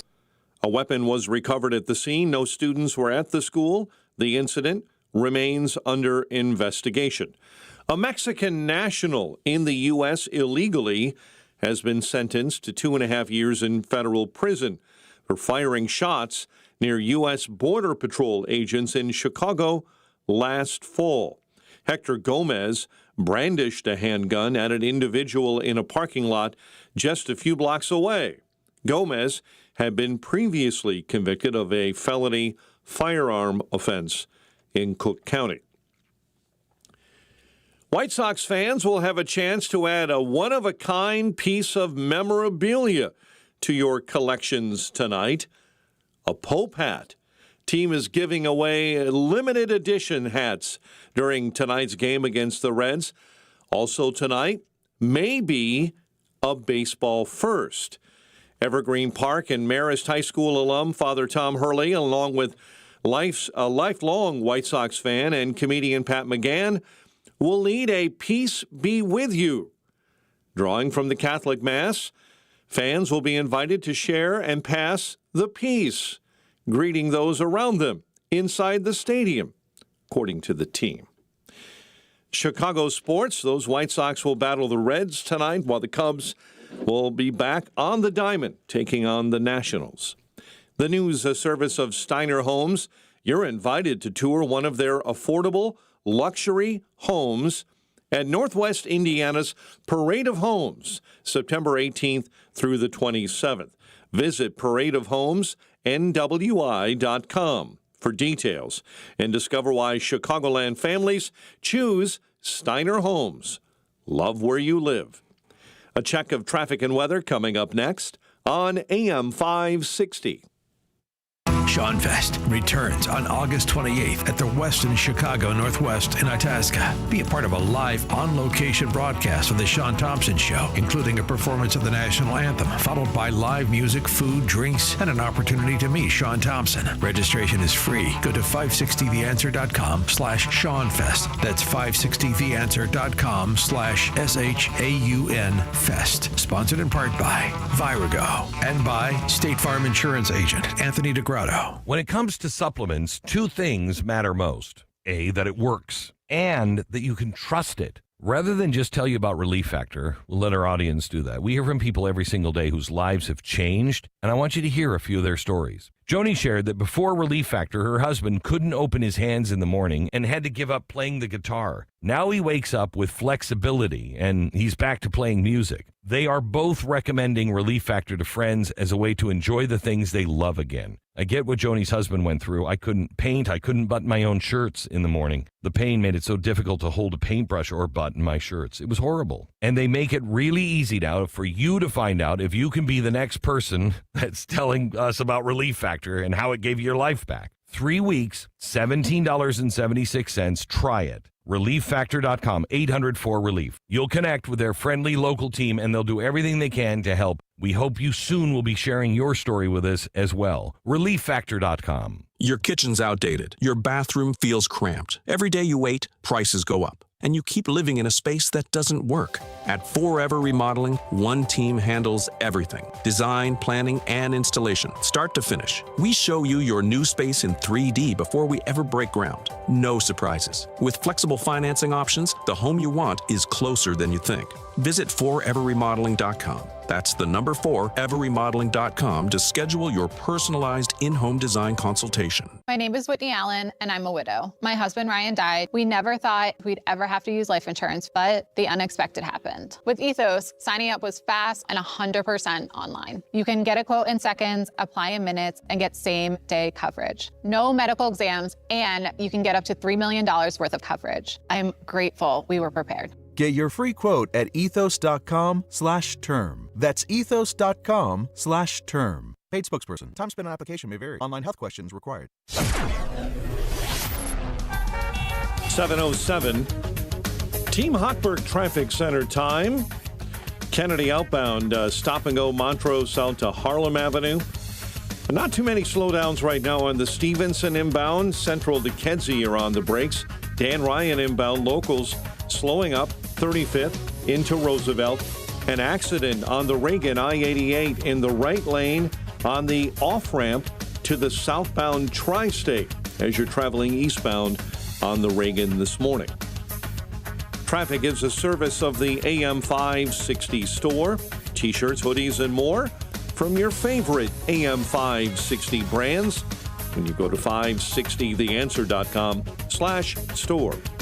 Chicago's Morning Answer continues next. Now a check of the morning forecast in the Air Right Heating and Cooling Weather Center with Jason Caterina. Today will be humid with a few showers and a strong thunderstorm, starting off cloudy in the morning but transitioning to a mix of clouds and sunshine in the afternoon. The thunderstorms may lead to flash flooding and strong winds. The high will reach 80 degrees. Tonight will be partly cloudy and humid with a low of 70. I'm meteorologist Jason Caterina on AM 560, The Answer. Get the latest weather, traffic, and news updates online at 560theanswer.com. This hourly segment is brought to you by Goldilocks, offering 24/7 security solutions for homes and businesses. Call them today at 708-889-5600. Now, from The Signature, a division of Esquire Bank Studios. This is Chicago's Morning Answer with Dan Proft on AM 560. The Answer.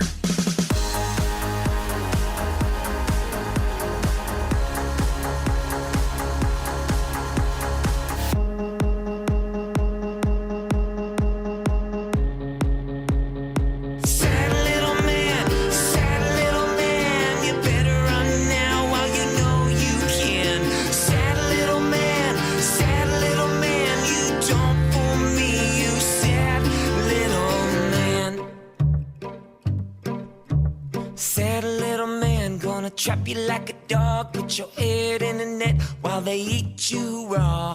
Don't ask why, just comply, 'cause fear is the drug that the doc prescribed. Sad little man, you can watch him on the news, preaching to his choir while they learn the rules. Some feel safe and some feel healed, but they'll all hold his hand as he makes the kill. Sad little man, you better run. Top of the morning, Dan Props here. Yeah, that sad little man. We're far from through with Dr. Anthony Fauci. And thanks to 34,000 text messages and 522 voicemails recovered by Senators Johnson and Paul, we have more look-see to compare and contrast what Tony Fauci and others, former CDC Director Rochelle Walensky among them, what they were saying privately versus what they were promoting publicly, as we attempt more of a reckoning as to the decisions that were made and the fabrications that were imposed upon the American public. And so a lot of focus over these newly obtained communications is on what Fauci and Walensky were saying publicly about the risk that the vaccine posed to pregnant women, or pregnant people, as Walensky will say, you know, keeping up with the identitarian nomenclature.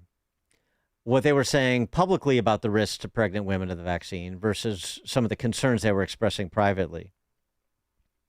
I asked around a bit more, and another issue came up that you need to be aware of. Tony Fauci wrote in January of 2021 in a text exchange with Walensky and Biden Surgeon General Vivek Murthy. So many people have significant cytokine storm and fewer after the second dose. This theoretically could be associated with miscarriage in the first trimester.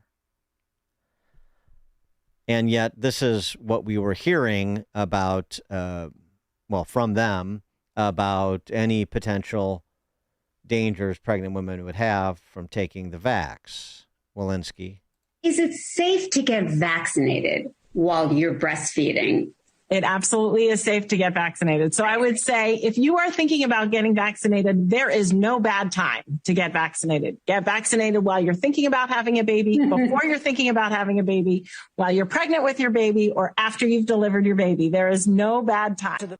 And even so, despite saying that, in the communication with Fauci on this very topic, Walensky said, quote, definitely a good point, especially after dose 2, to raise these first trimester issues with respect to the incidence of miscarriage based on the studies that were done, including this much discussed and discussed again now, New Journal Medicine, journal, New England Journal of Medicine.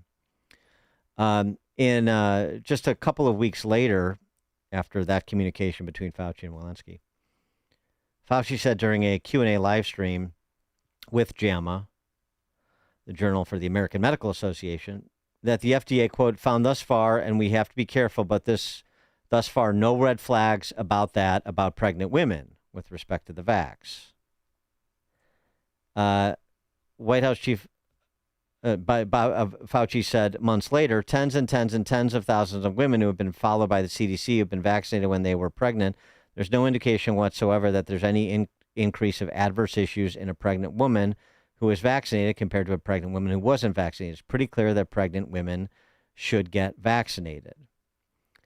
But other communications between Fauci and Walensky and Murthy showed them weighing the risks of vaccination against the risks posed by COVID. Murthy expressing surprise that the WHO, World Health Organization, put out a strong statement. They do not recommend the Moderna vaccine for pregnant women. Fauci telling Walensky, that's a strong statement to make and potentially quite damaging to public confidence among pregnant women. Point is to say this. There was not transparency about their concerns. There was not this open discussion. There was just the jingoistic advocacy for the vax and without qualification. And that was disingenuous based on their private conversations. Robert Redfield, former CDC director, had this to say about the Fauci approach. I think there was a concerted effort by some, including Fauci, that we didn't want any information to be out in the public that would discourage people from being vaccinated. So the whole issue of vaccine side effects or vaccine injury was real, or the fact that the vaccine didn't really work in preventing infection, because I had a number of patients in the spring of 2020 that were having their second or third episode of COVID, even though they've been vaccinated.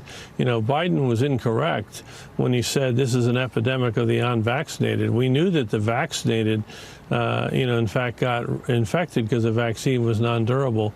So very disappointing, because I think there was a view that some have, and, I think Tony was in this view, was that he knew better what was right for you than you knew better what was right for you. So he'd make his decision for you. No, you think? The guy who called himself science? Yeah, I think that came across fairly clearly. Dr. Jay Bhattacharya, who has taken over NIH from said Fauci, I thought made a good point here in terms of the approach that he's taking, staying in his lane. That regulates products and checks for side effects and so on. The NIH develops the science that produces the new vaccines. There's usually like one lane and another lane. Tony Fauci, in some sense, was out of his lane, push and then use that power to tell American one thing when he really thought another. Yeah, stay in your lane. Well, NIH funds the studies, and the FDA does the research to green light or not green light a particular drug or, frankly, medical device. Yeah. But Fauci assumed both lanes. Of course he did, when he wasn't influencing the CIA on top of it. So, again, just the timeline here. Fauci and Walensky privately recognized the side effects many people experienced after dose 2 of the vax could be associated with miscarriage in the first trimester. Pregnant women were not studied in the drug company's tests. This is January of 21. April of 21, 3 months later, Biden administration urges pregnant women to get the shot. June of 21, CDC study in the New England Journal of Medicine said the vaccine is safe for pregnant women to take, but noted the study arms were not directly comparable and more study was needed. But the medical associations, Big Pharma, Biden, of course, charged ahead. 6 months later, January 2022, an OB/GYN criticized the New England Journal of Medicine study, saying that excluding women in the third trimester would result in a much higher miscarriage rate. And then in 2023, Tracy Beth Hogue, writing before joining the FDA, know that Pfizer stopped a study into the matter after enrolling a fraction of the pregnant women it said it would.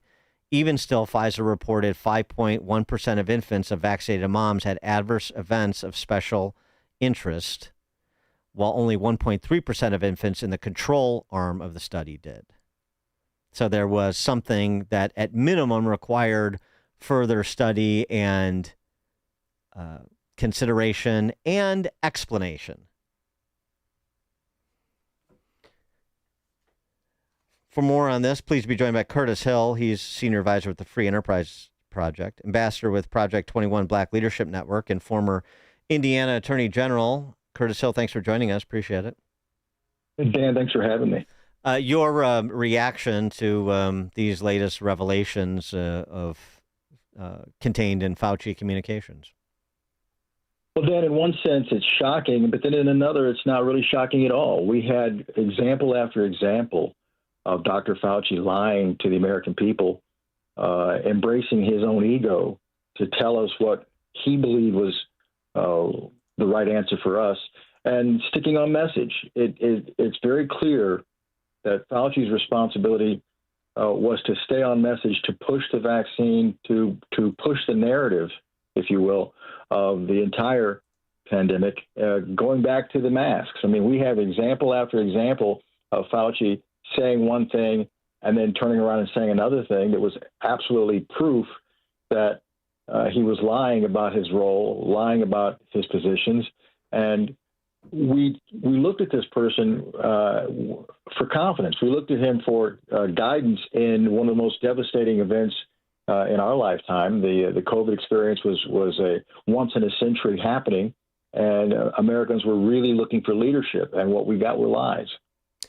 Yeah, and and it's also the response that we got to legitimate inquiries, and so when you see, for example, in these texts, Biden Surgeon General Vivek Murthy responding to Fauci's concern about the COVID vaccine in pregnant women that I just described, he added that, quote, "I've been hearing concern about the mRNA causing mutations in the developing fetus as well." Now, I'll give wide berth if there's some humility, which there wasn't, about what we know and what we don't know, what we're trying to figure out. But when people were expressing those very same concerns, particularly pregnant women, but not exclusively, they just got the, you're a vaccine denier, you're a crank, shut up. We have Eric Schmidt, the Attorney General of Missouri, made the point that among the efforts that were made by the Biden administration through social media companies to silence debate was about this issue of the vaccine's impact on pregnant women, one of the many things they tried to tamp down in furtherance of the Fauci approach of silencing dissent. Yeah, we're not looking at transparency at all. We're looking at a concentrated effort to limit the information that people could make for themselves, or make for their children, or make for their unborn children.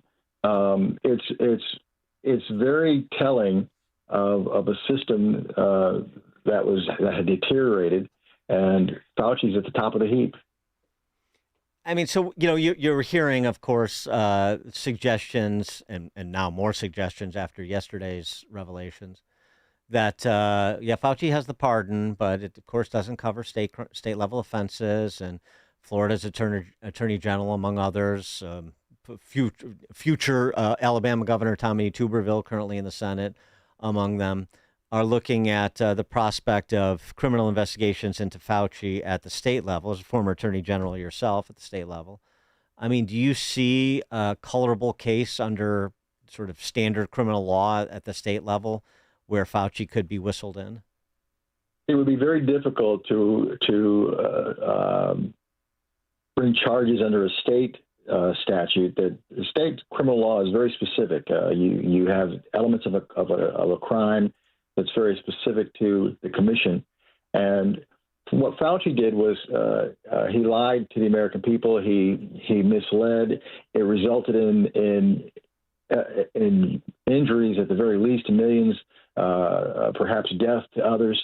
We want to hold him criminally accountable, but we have to be able to find the right vehicle to do so. The difficulty becomes his potential defenses of evolving data, a pandemic experience. But I think the evidence is becoming overwhelming that he was in a role of misleading and lying. The question becomes whether any particular state can attach injuries or deaths in their state to specific particular actions that he took that would link directly to that injury. That's the tricky part in terms of the states actually holding him accountable. The pardon situation at the federal level is absolutely unforgivable that the president would issue a preemptive pardon to sort of wall out any types of offenses that may have happened. I think that if nothing else comes from this, our Congress should be taking action to limit the aspect of so-called preliminary or pardons that are presumptive in nature without some indication of actual wrongdoing.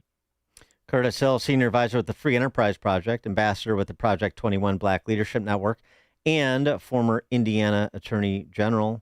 Curtis Hill, thanks for joining us again. Appreciate it. Thank you, Dan. And Curtis Hill joined us on the alphawealthgroup.com answer line. This is Chicago's Morning Answer. Your show keeps me alive during the week. There's nobody I'd rather listen to between 5 and 9 in the morning than you guys. On AM 560, The Answer. Summer in Chicago. Don't spend it painting. Do what your neighbor Ken did. He called Rhino Shield. We bought the house 30 years ago in 1995. It's cedar lap siding. The stain that was put on the house, it only lasted about 7 years. You see, Rhino Shield ceramic technology is formulated specifically for our unique climate right here in Chicago and stands up to our extreme temperature swings. And then I saw a house that was done in Rhino Shield, and it looked absolutely gorgeous. And I started hearing about the fact that it's got a 25-year warranty on it that's transferable. Rhino Shield resists chipping, flaking, and peeling, and it is backed by our extraordinary 25-year warranty. While it costs more initially for Rhino Shield, over the life of the product, it's a lot less. Chicago, get the guaranteed protection of Rhino Shield right now for 10% off the regular price. This offer is for a limited time, so call now, 847-850-1132 or ChicagoRhinoShield.com. Go Rhino Shield. Chicagoland certified financial planning professional Tim Stearns discusses taxes in retirement. Most people are paying more in taxes and keeping less of their money to live and do what they enjoy. That's why we've put out the retirement tax bill calculator online. You can see with your own eyes just how much you might be overpaying. It's a valuable tool, $500 value, but we made it free for you to view and run your own numbers at MVPCFP.com. That's MVPCFP.com. To run your retirement tax bill calculator, go to MVPCFP.com. Investment advisory services offered through Cornerstone Securities, LLC. Welcome to another edition of Tuesdays with Tim. My friend Tim Stearns, a certified financial planner with TJ Stearns Financial Planning in Arlington Heights. Tim, how are you? Welcome back. Doing well. Thanks for having me. So, Tim, let's check in on how you've been helping clients achieve financial security and peace of mind. Perhaps you have a story or two, a success story or two, an example of how you've helped clients recently. I remember I had a neighbor who, believe it or not, was a longtime listener to your show. And he had come up to me in the yard and said he wanted to stop and smell the roses and kind of get out of his job. He was done taking the train downtown to Chicago every day and basically working 60 hours a week for a company that didn't really care about him or his family. So we started running numbers, and lo and behold, he was able to retire 5 years earlier. He's now 12 years retired. He's a grandpa. He's loving life. He, too, needed a protect and grow blueprint, and he had to make sure he wasn't leaving anything to chance for their future. Thank you, Tim. If you're in your 50s or 60s, I want you to speak with my friend Tim Stearns, TJ Stearns Financial Planning. Tim will help you structure and optimize your savings to prepare for 20 to 30 years of enjoyable retirement. Call Tim today to schedule your free consultation and get your free Protect and Grow blueprint. Call 1-800-640-2256. Again, that number, 800-640-2256. Tell them I sent you when you call Tim at 800-640-2256. We all hear the radio ads about the IRS. They tell you to be afraid, to be scared, and they try to frighten you into calling. I'm not here to do that. Tax Relief Advocates is different. TRA is here to tell you that if you owe money to the IRS, whether it's $5,000, $50,000, or $500,000, we have a solution. It doesn't matter if you're sitting in your car, at work, or with your kids. No matter where you are, call now. 800-575-6745. Don't lose hope. TRA can eliminate or reduce what you owe to the IRS. Generous programs are now available that can give you a fresh start. Our passion is taxes and helping individuals fix their IRS problems. We have over 1,000 5-star reviews on Google and an A+ with the Better Business Bureau. You don't need to be afraid of the IRS any longer. End your tax nightmare today by visiting us online at TRA.com or call 800-575-6745. That's 800-575-6745.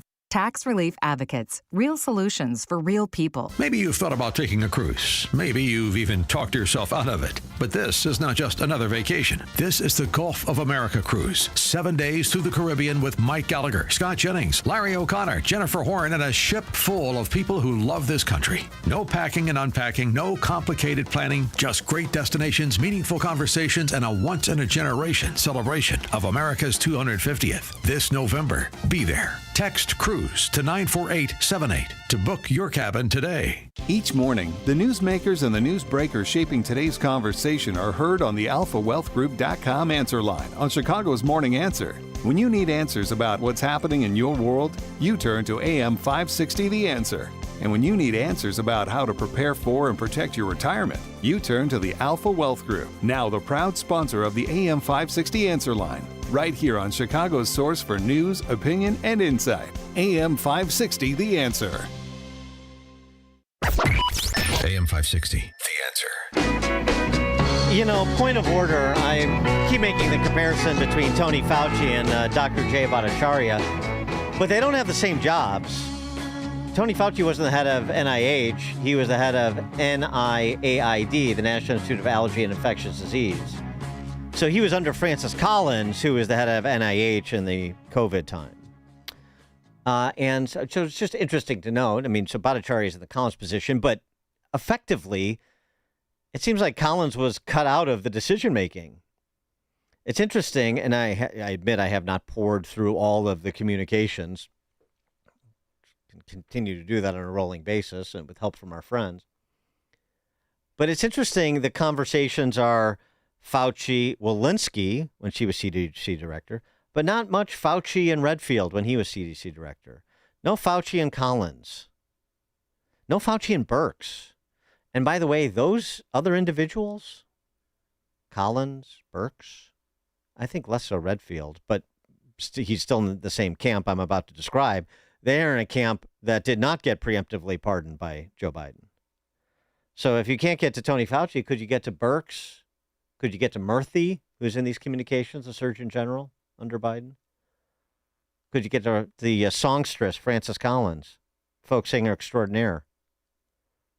I have to pour over that and poke around a little bit more. But as I said, we're far from done with all of this. Far from done. Coming up at 7:37, we'll turn our attention to all things Illinois policy and politics related. Mark Lennon, WirePoints, wirepoints.org, all things Illinois policy related, joins us. 7:37, now we check the headlines with Mike Scott. Mostly gray skies, 73 degrees in the QC Kinetics newsroom, and there will likely be a few thunderstorms in the afternoon, especially today, with a high near 81. President Trump's newly signed executive order focused on childhood vaccine schedules is catching a bit of flack. Effective immediately, my administration is recognizing gold standard childhood vaccine recommendations for only 11 core vaccinations against the most serious and dangerous diseases, along with the MMR, which hopefully will be split up. Trump saying the order would split the MMR vaccine, measles, mumps, rubella, into 3 shots. Republican Senator Bill Cassidy, a practicing physician, called the order wrong in a post on X. There have been more than 100 people reported killed in Colombia after a 7.4 magnitude earthquake rattled the country Rescue efforts are underway. Secretary of State Marco Rubio is leading the U.S. response. 2 are dead in a shooting on Chicago's South Side. Police say a man and woman were shot last night, leaving a business in the 200 block of West Pershing Road. Shots were fired by people inside a Nissan sedan. No arrests have been made. 2 custodians are dead following a shooting at an elementary school on Chicago's South Side. I'm appalled. This is ridiculous. 14 days until school. And janitors, people that are in the school with my child. Police say the incident happened yesterday at Mark Twain Elementary School, where a man and woman were each found with a single gunshot wound to their heads. A weapon has been recovered. The incident remains under investigation. Governor J.B. Pritzker says state officials are working with local law enforcement after more than 50 decomposing bodies were found at a Chicago funeral home last week. We need to know whether this had something to do with monitoring, had to do with licensing, or it just had to do with really bad actors who were hiding what they were doing. The Cook County Medical Examiner's Office has taken jurisdiction of the remains as the Illinois Department of Financial and Professional Regulation suspends the license of the owner of the South Chicago Chapel. And the Bears are busy gearing up for a new NFL season, but off the field, their quest for a new stadium continues. As the team gathered at Stevenson High School for a walkthrough practice on Monday, Chairman George McCaskey was asked about the process the Bears are going through to get a new stadium built either in Indiana or Arlington Heights. We're doing some due diligence on a second site in Hammond, and I think Kevin and I will have more to report in the coming days. McCaskey confirms the team right now is solely focused on efforts in Indiana. Voters in Wisconsin heading to the polls in today's primary election. Arguably, the biggest line item for voters to decide is who represents Democrats in the race for governor. Chicago sports. White Sox back on the field tonight. They'll take on the Reds, while the Cubs battle the Nationals in the first of 3 from D.C. The news, a service of the daily podcast of Chicago's Morning Answer and the Sean Thompson Show. Subscribe free, 560theanswer.com/podcast. A check of traffic and weather coming up next on AM 560. Alex Marlow understands why Iran is still fighting. They see it as a win-win, and they see that they can beat Trump in a attritional manner. Basically, they can hold on longer if they're willing to hold on longer. And we lose the war at home, the PR war, then they feel like they can declare victory. And so the longer they can drive this thing out, the better. That's their approach. The Alex Marlow Show. Afternoons at 3, right before Sean Thompson at 4 on AM 560. The Answer. It's Reveille. The Democrat Party's having a very public divorce with the growth of the Democrat socialist among them. Their ideological split isn't the same Republicans went through under President Trump's MAGA movement. In his second term, after all, Trump's approval ratings among Republicans have consistently exceeded 80%. The New Democrats aren't likely to find a similar level support. Once controlled by liberals favoring expanded social programs, renewable energy, and abortion, Democrats have moved more progressive over the last decade, as Schumer and Pelosi were pushed by AOC and Bernie Sanders into celebrating such things as open borders and trans athletes. Now, with the election of Zoran Mandani, mayor of New York City, and Abdul El-Sayed, who just won the Democrat primary for the U.S. Senate in Michigan, the Democrat Socialist of America wing is taking over, and it's turned into a clown show. They want to abolish ICE, the Supreme Court, the U.S. Senate, and private property rights. Their platform literally says you have no debt. You don't need health insurance. You don't pay a mortgage or have a landlord because comfortable housing is a human right. Food, education, energy, medicine, and transportation aren't for-profit businesses. They're common goods. That's communism. Reasonable Democrats know this, and they're worried not just about their party, but about the country if DSA candidates win. Longtime Democrat Julian Epstein has had enough. He announced on Friday he was switching parties and will be supporting Republican Mike Rogers for the U.S. Senate race in Michigan, saying, "The Democrats have gone off the deep end. I think the lunatics are in charge of the asylum." Whose side is J.B. Pritzker on in this split? Well, he reached out and called El Sayed to congratulate him on his victory. I'm Jeannie Ives. Join me on The Real Story Monday through Friday at 11 a.m. and sign up for my newsletter at breakthrough-ideas.com. Hair Volume from New Nordic will make your hair look thick and healthy. Hair Volume is available online at Amazon and newnordicusa.com or in the hair care aisle at your local CVS. 7:38. Let's get an update on the roads. Team Hochberg Traffic Center time. A severe thunderstorm watch is out there officially for all of northern Illinois. Also Lake, Porter, and Jasper and Newton counties in northwest Indiana until 2 p.m. And that will have an impact on the roads when or if those severe thunderstorms hit. Bensonville, an accident. Church and 2nd. Traffic signals are dark in the Rogers Park neighborhood of the city, Pratt and Clark Street. Route 53, stop and go in the roadwork zone southbound between Rand and Kirchhoff. Adams jams up I-90 eastbound right at Meacham. There are delays and slowdowns Ike outbound between Costner and 25th. Traffic, a service of Mattress Firm. Still sleeping on that old bed? Mattress Firm's sleep experts can help you choose the perfect upgrade. They'll guide you every step, answering your questions. Shop today. Save big during the best sale of the year. They make sleep easy. Chicago's Morning Answer continues next. And a check of your morning forecast in the Air Right Heating and Cooling Weather Center. Few thunderstorms on the way. Some could be severe, and a high of 81 this afternoon. Get the latest weather, traffic, and news updates online at 560theanswer.com. Now, from The Signature, a division of Esquire Bank Studios. Insert Democrat socialist here. Runs the Democratic House floor for 30 plus years running. He's promising this and he's stealing that. Where can you get that kind of money? He's using your house like his own piggy bank. You ought to know by now. You can pay off your house here in Illinois, but you can never keep up with the taxes. Oh, how it's always been the plan to have a taxpayer pay, no doubt. Not a matter of if anymore, but when. You're moving out. I said, when you're moving out. Top of the morning, Dan Proft here. Big goings on in the city this weekend. Bud Billiken Parade. Nobody likes the Bud Billiken Parade more than Jelly Belly. Jelly Belly and his protege, Christian Mitchell, at the Bud Billiken Parade, providing this authentic enthusiasm. I've been coming to the Bud Billiken Parade for as long as I can remember.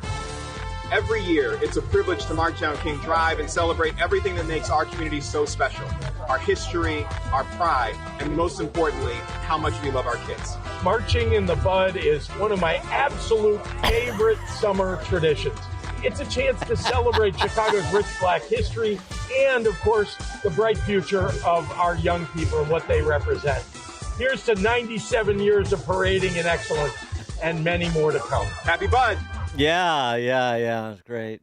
Hey, how many parades, Governor, how many of the Bud Billiken parades did you go to before you were governor? Because I know it's your like one of your favorite activities. He just oozes so many things. And as I said, authenticity, clearly the top of that list. I don't know, who do you think is more enthusiastic about the places and the activities they love? Jelly Belly Pritzker or Anderson Cooper? Gloria Vanderbilt's kid, remember? Since Haiti's back in the news with TPS status being removed and enforcement and removal operations underway, and some, including even Republicans, Governor Mike DeWine of Ohio, decrying this development. Remember Anderson Cooper talking about how much he loved Haiti? Jerry Rivers just said sending people back to Haiti is like sending them to hell. Whoa. What? It's paradise, according to what everybody was saying when Trump was referring to some of these developing countries in less than generous terms. Not in accurate terms, just less than generous. Do you think J.B. Pritzker enjoys the Bud Billiken Parade as much as Anderson Cooper loves vacationing? You know, he probably has a pied-à-terre in Port-au-Prince. He loves going there on the weekends. And I mean, Haiti is so, it's the poorest country in the Western Hemisphere, but it's, a country can be poor economically and rich in culture and rich in the strength of the people and rich in so many different ways. And Haiti is in that way among the richest of countries I've ever been to. I mean, the Haitian people are incredibly strong, carry themselves with such dignity, and for generations, have had governments which have not paid attention to them, which have stolen from them, and yet, whatever adversity they have faced, they face it head on. And as I said, when you meet them, Haitians look you in the eye, they slap your hand hard when you shake it. And I think you're going to have an unforgettable experience. I've gone back a lot, obviously. We were the first team on the ground after the earthquake. And I go back on vacation. I go there for weekends. I mean, it's an amazing place. It's an incredible place. Vacationing in Haiti. Sure. I believe that. Anderson Cooper, weekends in Haiti. Goes down to see an off-Broadway rendition of Hamilton that they'll put on. This is not a commentary on the Haitian people, but the infantilization of black people, the using them of mascots, whether they're Americans or Central Americans. That's what's done here. That's what J.B. Pritzker's doing. That's what Anderson Cooper is doing. It's disgusting. Oh, really? The Haitians have had a government that hasn't served them well? Well, whose fault is that? Chicagoans have had a government that hasn't served them well? Well, whose fault is that? Chicago has a public school system that doesn't serve them well? Well, whose fault is that? How are things going for all those kids that were at the Bud Billiken Parade? I'm sure so happy to have Jelly Belly there to pat them on the heads, tell them how much he cares. Celebrate. Getting back to school, getting back to CPS, where what happens? Spare me. So there's that, and then there's big news on the warm embrace of collectivism front. Gimme Dat bus lines will soon be up and running to make sure that we can import women who want to have abortions in Illinois, one of our big industries. And nobody's a bigger fan of that than little Billy Conway, little billionaire baby boy Billy Conway. He has big mayoral aspirations. When is he getting in? Hi, folks. I'm Alderman Bill Conway at the 34th Ward. We're going to be having a community meeting on Thursday, August 20th at 6 p.m. at the Chicago School. That's located at 400 South Jefferson. What are we going to be talking about? The city's acquisition of the Greyhound Station. That's located 630 West Harrison. The Greyhound Station is a vital part of Chicago's transportation system. It serves about 500,000 riders a year and is a vital access point for those coming to Chicago for reproductive health care. I share the community's concerns regarding public safety, regarding traffic, and regarding the operations of this station. That's why I've convened the Chicago Department of Transportation, Streets and Sanitation, and the Chicago Police Department and they're going to explain to us how the station's going to run better under city ownership. We're going to hear from departments on August 20th at 6 p.m. Oh, mark your calendars. City-owned bus terminal, even better for the community and for riders alike. Please register at the link in my bio. Look forward to seeing you there. Yeah, and you'll laugh and laugh and laugh at the PowerPoint they'll present explaining how the city is going to run the bus station better, because the city runs everything better than the private sector, doesn't it?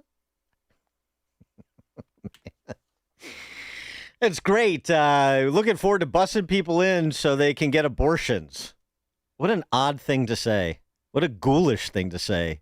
Little Billy Conway. Trying to be all grown up. Mark Lennon is the founder of WirePoints, wirepoints.org. All things Illinois policy related. Mark, thanks for joining us, as always. Hey, Dan. Yeah, we get a laugh out of this stuff, but this is what gets votes in on the Democratic side with these, in these primaries. And that's why I continue to think that Pritzker has as good a shot at the presidential nomination, at least from the Democrats, as anybody. And he's pretty good at this and loves talking about these things, and people buy it. Yeah, I don't know. I mean, he's also a flim-flammer. He's a shapeshifter, and the DSA crowd is going to, they've sussed him out already. There's no way he's going to be their guy, not to mention the fact that he is not, he's a Zionist, and I don't say that as a pejorative. He supports Israel. He does. He's not going to say it, but he does, and he's not going to call Israel an apartheid state, which you have to do to be a member of the DSA party these days.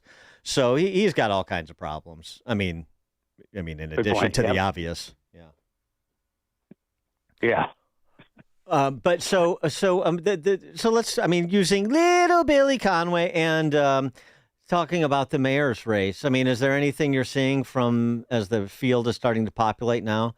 Any ideas or proposals that are encouraging to you? No, nothing in terms of concrete proposals. I do have some hope that we'll at least start to get an intelligent debate about Chicago's finances coming out of it. By the time the election rolls around, especially, things will be worse than they are now, because they inevitably will be. And I think Susana Mendoza might be one who would speak about these things with some level of candor. She at least understands the problems. She's going to want to distinguish herself from the rest of the crowd. And Maria Pappas, kind of the same thing. She's conversant in these things. She understands the business world. I'm not endorsing these people. I got complaints about all of them, but we at least might get a serious conversation going for once in this campaign. Yeah. There's a lot of fodder, just this week. This is a rather interesting commentary. It's a new one. Mayor BLM Brandon's administration can't get anybody interested in collecting the $90 million in debts that the city is owed. It's debt collection firms. This would seem like a plum deal. You get a percentage of what you collect on behalf of the city for outstanding tickets and so on and so forth. And nobody wants to bid on the job. You can't even find Rocco and Moose to help people find their wallets. Boy, what a idea fraught with problems. It's not unusual to sell off packages of bad debts, but you can measure the default rates on some of these. It's got to be close to zero, however, with these tickets. And you're stepping into the shoes of the government on these claims that are subject to defenses. This idea was doomed from the start. And if the city can't collect these, no private collector is going to think they can figure out some way to do it more efficiently. Shame on the city for not having the capacity to collect these things on their own and coming up with such a foolish idea to try to sell them off. Well, they could have at least gone out to market to see if there was any interest before they made what they expect to receive from outsourcing debt collection part of the way they're going to, quote unquote, phony baloney balance the budget. But, what constitutes balancing the budget in Chicago. So they built this into the budget, and then they can't get anybody who actually wants to do the work. Frankly, I had not been aware that they built those proceeds into the budget, and that's just another element of what a sham that budget is. And it's not with those kinds of things. It's not a real budget. They haven't fulfilled their statutory duty to present a budget, a balanced budget, and nothing's going to be done about it, of course, with the AG that we have. Well, why should anybody start now? As you and I both know, and we talk about to no particular end. And when you don't budget for pension obligations, then it's not a real budget. So Pritzker runs around touting balanced budgets every year he's been governor. Not a single year. We haven't had a balanced budget in the state or the city for as far as I can remember, a real one. And he gets away with it. I get so sick of seeing the press say when they report these things that the state has made its required payments to the pensions No, whenever you see that, you have to remember they're just paying according to the schedule that the legislature made up. It has nothing to do with actuarial reality or what's supposed to be done. And speaking of the pensions, this is a fun development. Bally's has stopped construction on its much anticipated casino and casino development.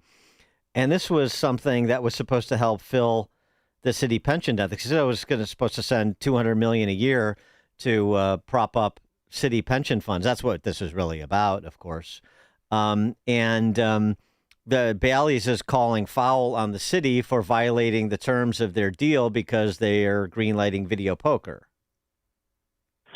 Yeah, they probably got a valid complaint about that. I haven't looked through the contract and exactly to determine what it says, how much leeway the city has, but you get cannibalized if there's too many gambling sites in the city. Bally's is well aware of that, and it's a condition to their project and how much they think they can make from it. So they got to be having second thoughts about trying to deal with the city of Chicago with so many issues here. This is going to be an ongoing problem. These sites will continue to cannibalize them, and it's not going to turn out well, I think, for the gambling industry or for the city, and the revenue's not going to materialize. Well, and Bally's has some other considerations. Apparently, the company is carrying nearly $5 billion in debt. This, according to its latest financial report, an amount which, quote, may have important negative consequences. Yeah, in the real world for Bally's, it might. In the fictional world of specifically Illinois and Chicago politics, it's just nothing to see here. Yeah, it's a world of difference when it comes to private sector reporting.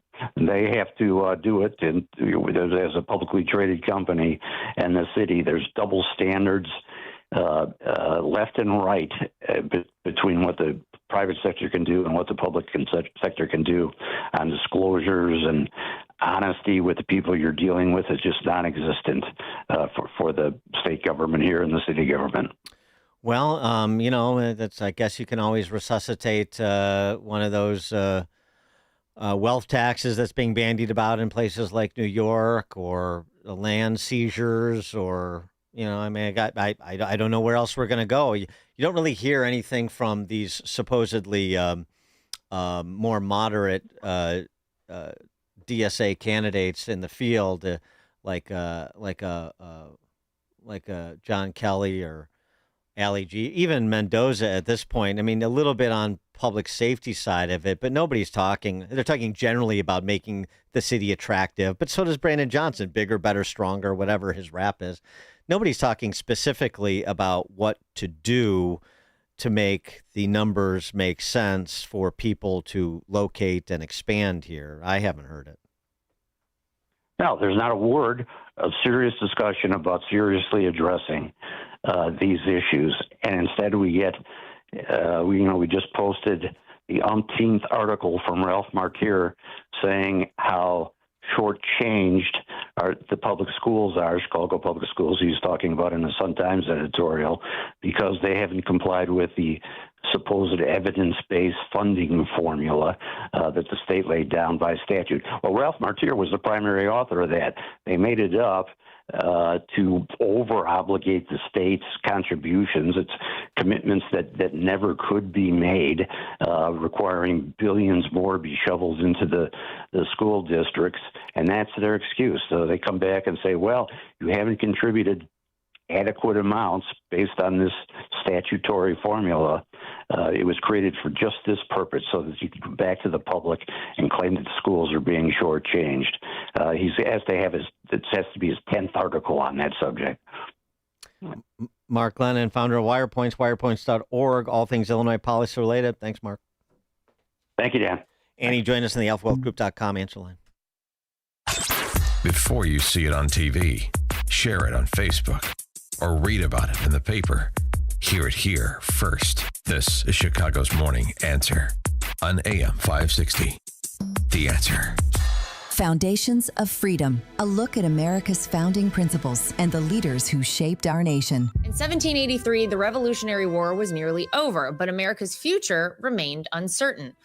Officers in the Continental Army were angry. Congress had failed to provide promised pay, and some considered using the Army's power to force the government's hand. George Washington understood their frustration, but he also knew the liberty they had fought to win could be destroyed by the very army that secured it. Washington confronted his officers and urged them to choose honor, patience, and loyalty to the Republic over rebellion. He could have used their anger to increase his own power. Instead, he used his influence to restrain it. Power asks what it can take. Character asks what duty requires. Washington's lesson still stands. Freedom survives when leaders place principle above ambition and remain faithful to God, country, and the people they serve. You've worked hard for everything you have, your home, your investments, your real estate. When you're gone, someone has to manage it. Choosing the right trustee or executor is one of the most important decisions you'll make. We kept putting it off. We figured our oldest would handle everything. Then we thought, what if something happens to him? Or what if the kids can't agree? We've seen money tear families apart. We called Home State Bank, and I wish we'd done it sooner.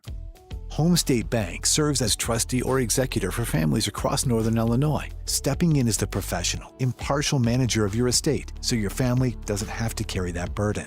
They don't take sides, and they'll carry out your wishes exactly as you intended. Take the first step today by calling 815-459-2000 to meet with a trust officer face-to-face. Again, that's 815-459-2000. Home State Bank. Hometown professionals working together to build a stronger community since 1915. AM 560, The Answer.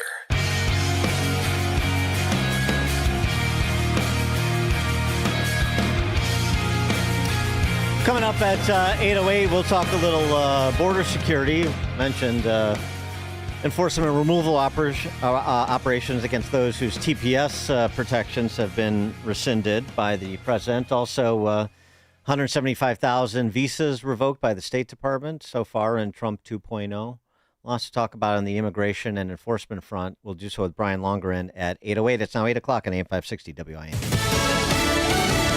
Do Wisconsin Democrats want a socialist governor? I'm Dave Anthony, Fox News. They are deciding that at the polls today with Francesca Hong, the primary frontrunner. She has run on the platform of higher minimum wage, higher taxes for rich people, universal health care, and a one-year moratorium on new data centers. She has flip-flopped on tweets calling to defund or abolish police and criticizing Thanksgiving. She called those bad takes. Fox's Mike Tobin in Milwaukee. The winning Democrat will face Republican Congressman Tom Tiffany in the governor's race in November. There are also progressives on the ballot in primaries today in Connecticut, Minnesota, and Vermont, and Fox's Zebin Brown reports. 4 of Alabama's 7 congressional districts hold primary elections today for parties to pick nominees for November's congressional elections.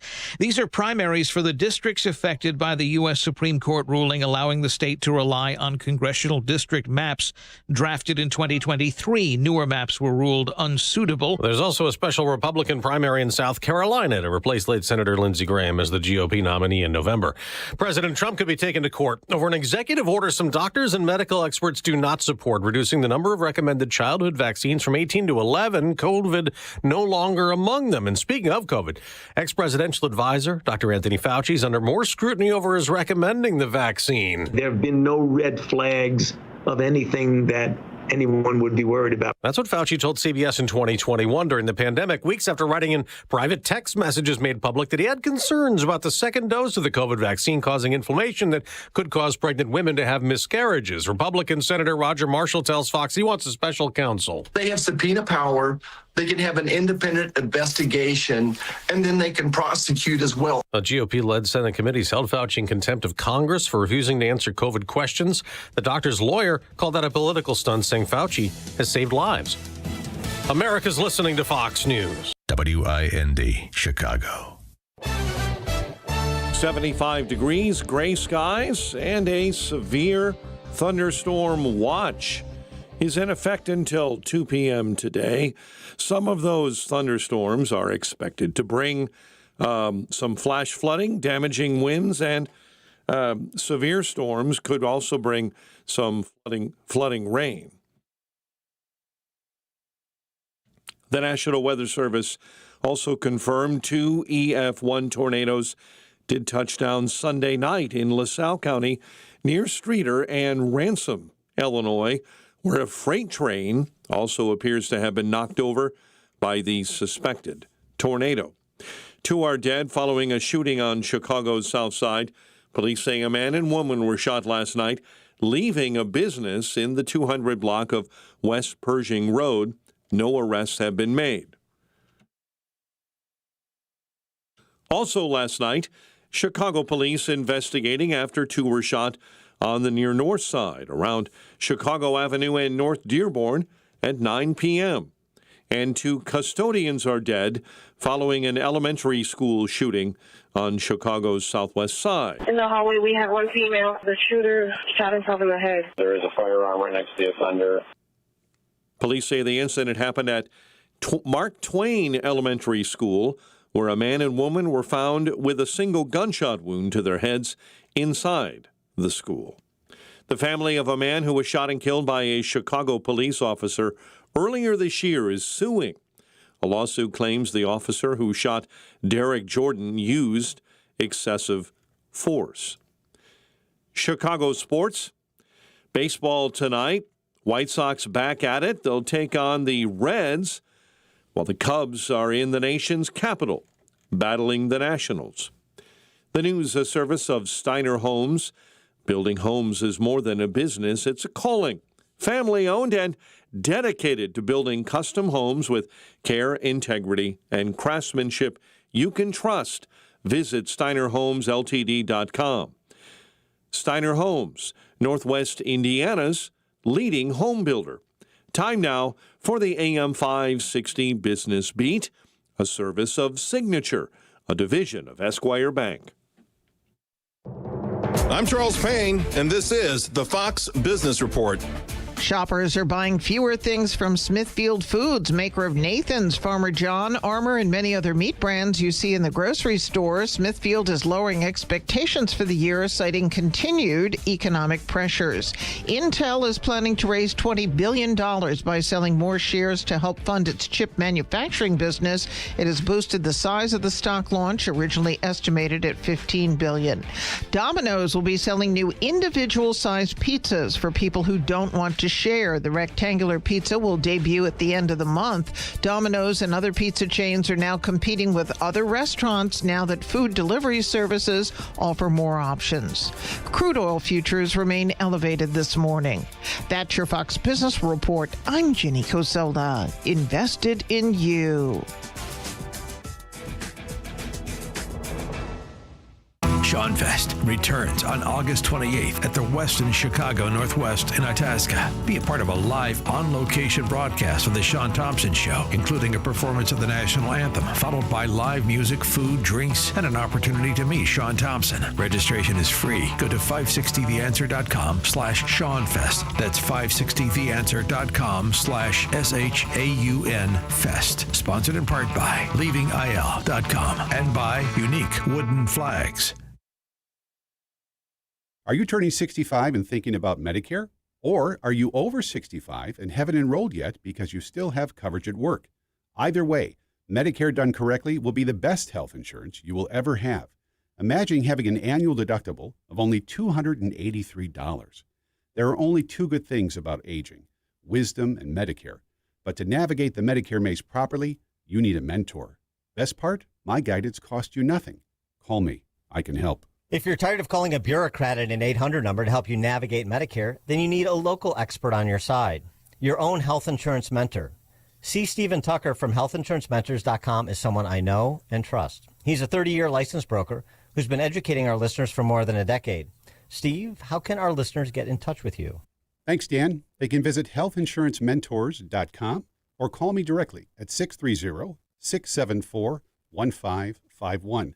That's 630-674-1551. When it comes to supplements, 2 things matter most. A, that it works, and that you can trust it. Rather than just tell you about Relief Factor, we'll let our audience do that. We hear from people every single day whose lives have changed, and I want you to hear a few of their stories. Joni shared that before Relief Factor, her husband couldn't open his hands in the morning and had to give up playing the guitar. Now he wakes up with flexibility and he's back to playing music. They are both recommending Relief Factor to friends as a way to enjoy the things they love again. I get what Joni's husband went through. I couldn't paint. I couldn't button my own shirts in the morning. The pain made it so difficult to hold a paintbrush or button my shirts. It was horrible. And they make it really easy now for you to find out if you can be the next person that's telling us about Relief Factor and how it gave you your life back. 3 weeks, $17.76. Try it. ReliefFactor.com, 800-4RELIEF. You'll connect with their friendly local team, and they'll do everything they can to help. We hope you soon will be sharing your story with us as well. ReliefFactor.com. 8:08 and check of the roads. Team Hochberg Traffic Center time.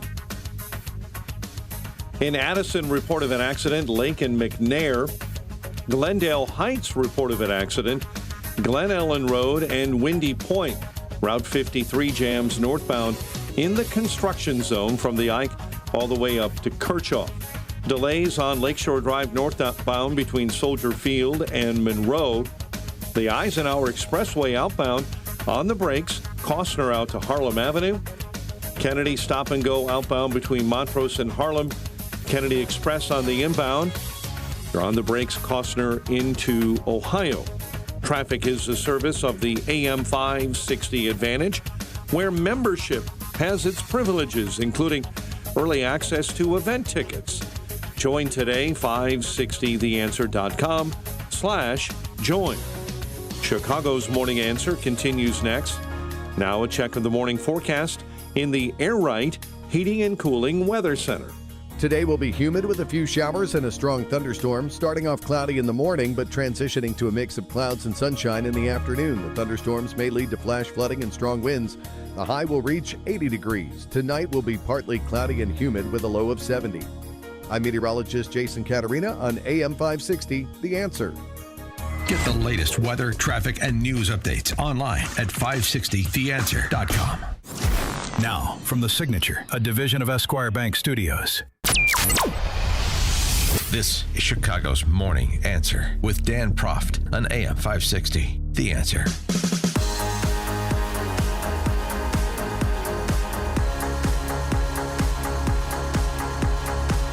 Top of the morning, Dan Proft here. Well, despite the intervention by the courts, July was a record month in apprehensions of people in this country illegally, according to DHS. Tom Homan's been out talking about it, too. And ICE and Department of Homeland Security are doing as much as they can, trying to get creative with obtaining specific performance from local officials and sanctuary jurisdictions to make it as safe and efficient for all parties involved, as Homan always says, when it comes to enforcement and removal operations. Looking at county sheriffs, federal authorities sent Cook County Sheriff Tom Dart subpoenas for inmates wanted for civil immigration enforcement, along with letters that threatened criminal charges if Dart's office did not turn over the individuals, if effectively Dart aided and abetted the escape of somebody that federal authorities want, a la Hannah Dugan in Milwaukee. Letters, I should say, from ICE been sent to other sheriffs in places similarly situated in Cook County, like in Hennepin County, Minnesota, too. Of course, as this is being received as a scare tactic by these politicians in police uniforms. But good to put them on notice. And if they do cross the line, as we've talked about with Sanctuary City Pauls, just like that case study of that Milwaukee County judge, then they should be made an example of. But if nothing else, it's a way to at least make sure that local sheriffs, as well as other local electeds, know that ICE is, number one, paying attention, and number two, continuing on with their business. For more on this and other related matters, please be joined again by Brian Longerin, who is the Director of Strategic Communications and Content at FAIR, the Federation for American Immigration Reform. He's also the co-host of the No Border, No Country podcast. Brian, thanks for joining us. Appreciate it. Dan, good morning. Good morning. So the latest approach to try to rattle the cages of local officials in sanctuary states and counties, trying to get law enforcement to behave as like law enforcement. Yeah, well, we found these sanctuary politicians really don't like enforcement, and they've tried to demonize the people who are brave enough to enforce the laws, and right up to the point of their lives are in danger. They want their masks taken off so they can be doxxed online, and there's no limit to the restrictions they want to put on them to execute laws that are on the books. But I mean, do you think this is a worthwhile effort, even though it may end up being fruitless, to try to pressure at least compliance at the sort of the basic interagency law enforcement level? Like, we send subpoenas, we expect you to comply with them. Yeah, well, it raises the whole question. Are we talking ICE? You've got federal agents who are supposed to be brought to heel by state and local governments. That's not how it's supposed to work. Yes, there is this matter of the supremacy clause. No, I understand, but this is the sort of purgatory we've been in the sanctuary jurisdiction era for some time, right? Yeah, and they have a very poor grasp of the supremacy clause. The duties of the state and local governments are very clearly defined, and the duties of the federal government are clearly defined, but they want to have that underclass of people here illegally that I think they hope someday are going to be granted amnesty, that they'll now have this new voting bloc. So they protect them very, very tightly, and the rights of the citizens of that community are just secondary. There's been some action on H-1B visas, too. This is point of much debate, even in conservative circles. There's about 1 million foreign workers on H-1B visas in the country. Every year, about 120,000 new workers get imported, if you will, by Fortune 500 companies and others, but mainly the bigger companies under H-1B. And DHS has advanced a proposal that would abolish the 60-day grace period for H-1B visa foreign workers to find employment after a job loss. Right now they have a 60-day grace period before their legal status is impacted, and DHS is proposing taking that from 60 to 0. Like, if you don't have a H-1B visa, H-1B designation to be here because you're not working anymore, then you have to go back. Well, it seems like the mask has come off the H-1B issue. The corporations told us initially, we need these people because there's nobody here that can do it or wants to do it. And the reality is our colleges are cranking out graduates every year in these fields. They can do it. But what the reality is, these companies, like a lot of companies, they're addicted to cheap foreign labor, and they're fine with having less opportunities for American citizens as long as their bottom line works out as far as lower labor costs. And it's not a question of there's no one here to do it qualified. It's not a question of are there enough people to do it here. They are. But we've got to get off this addiction to foreign cheap labor. Well, I think, too, even when you're talking about like white-collar jobs, and it still could be cheaper than what you would pay an American or be compelled to be competitive. So I get that. But the other thing, it seems to me, that we found out as this discussion has unfolded over the last, since Trump was reelected. And some of the arguments, like I said, on the right, between those who take your position and those who are more supportive of the program, like Vivek Ramaswamy or Elon Musk. Part of what we find, and we found this during DOGE too, is there's just no real oversight. Basically the system is the honor system, and you just sort of defer to the corporations that are the beneficiaries of the H-1B visa program, that what they're doing is complying with the spirit of the H-1B visa. And you start to scratch below the surface that people have, and you start to say, well, wait a second, this is not really what the program was intended to provide. There's not to no one's surprise, but there's gaming of the system here happening. And so at minimum, I think there's consensus that needs to be tightened up. You can't have corporations self-policing in their self-interest as opposed to complying with the letter as well as the spirit of the H-1B provision.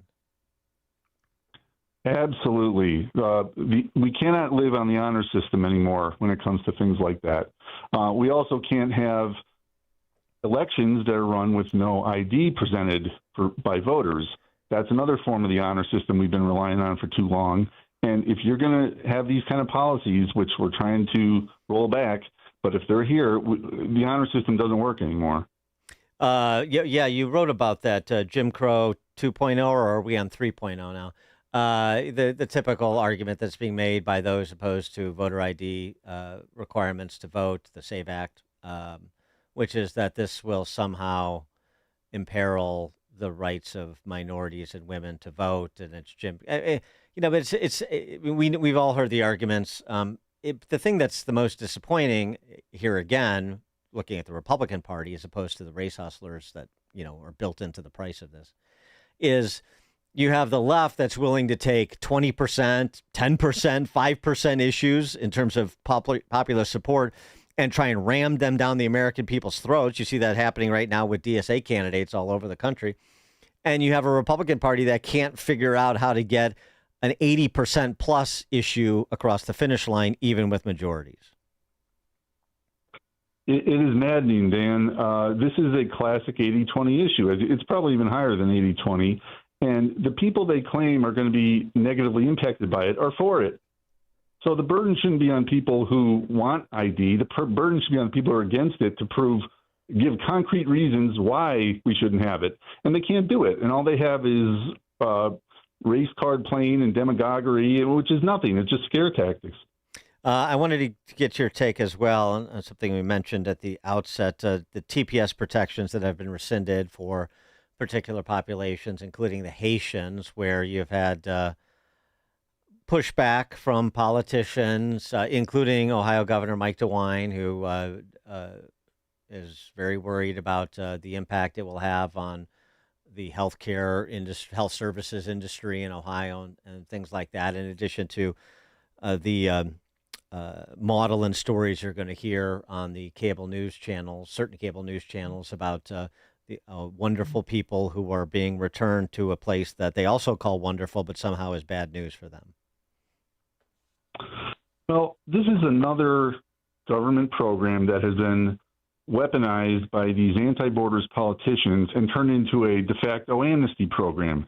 You've got people that came here 10, 20 years ago after an earthquake in their country, and they're using that as a justification. Brian Longren is the Director of Strategic Communications and Content at FAIR, the Federation for American Immigration Reform, also the co-host of the podcast No Border, No Country. Brian, thanks for joining us. Appreciate it. Thanks, Dan. And Brian joined us in the alphawealthgroup.com answer line. Hear about the big stories of the day, then talk about them right here on Chicago's Morning Answer on AM 560. The Answer. Foundations of Freedom, a look at America's founding principles and the leaders who shaped our nation. In 1783, the Revolutionary War was nearly over, but America's future remained uncertain. Officers in the Continental Army were angry. Congress had failed to provide promised pay, and some considered using the Army's power to force the government's hand. George Washington understood their frustration, but he also knew the liberty they had fought to win could be destroyed by the very army that secured it. Washington confronted his officers and urged them to choose honor, patience, and loyalty to the Republic over rebellion. He could have used their anger to increase his own power. Instead, he used his influence to restrain it. Power asks what it can take. Character asks what duty requires. Washington's lesson still stands. Freedom survives when leaders place principle above ambition and remain faithful to God, country, and the people they serve. Hi, I'm Dr. Huber with Virago, the immune enhancement cocktail. Back when the government was suppressing other forms of therapy for COVID and many doctors were being persecuted for stepping up, we felt the absolute necessity to act. That's why I developed Virago during the pandemic, to give people a powerful way to strengthen their immune system and fight back.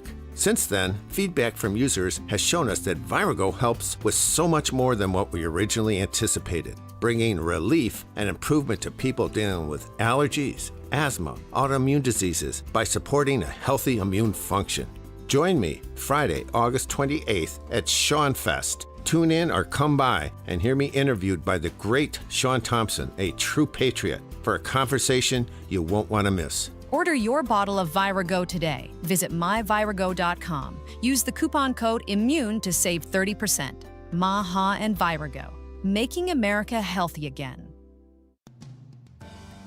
At Signature, a division of Esquire Bank, going the distance for business banking clients is what we do every day. We understand that business owners have a strategic mission, a drive to succeed, and a plan for growth. They do not have time to wait for answers. With Signature, you have a trusted banking partner focused on understanding your business and helping you move forward. When you have a question or need support, you want someone who will pick up the phone, respond to your text, and be there when it matters. That's Signature. We are a team that takes the time to understand you, your business, and your goals. Ready to become Signature's next success story? Call 773-467-5600 or visit signature.esquirebank.com. Signature, a division of Esquire Bank. Member FDIC, Equal Housing Lender. Hey, did you ever track down that missing warehouse key? I forgot all about it. You forgot? You said that guy was furious when you had to let him go. That doesn't matter anymore. Goldilocks set us up with new managed access control. We're keyless now. Everyone has a card or fob. Even their phone works. Huh. You don't have to worry about people copying keys either. Yeah, never again. Goldilocks allows me to handle everything from my phone or laptop. I can see who came into the building, when they left, restrict their access at night. I can grant temporary access to visitors, too. It takes 30 seconds to add or remove someone.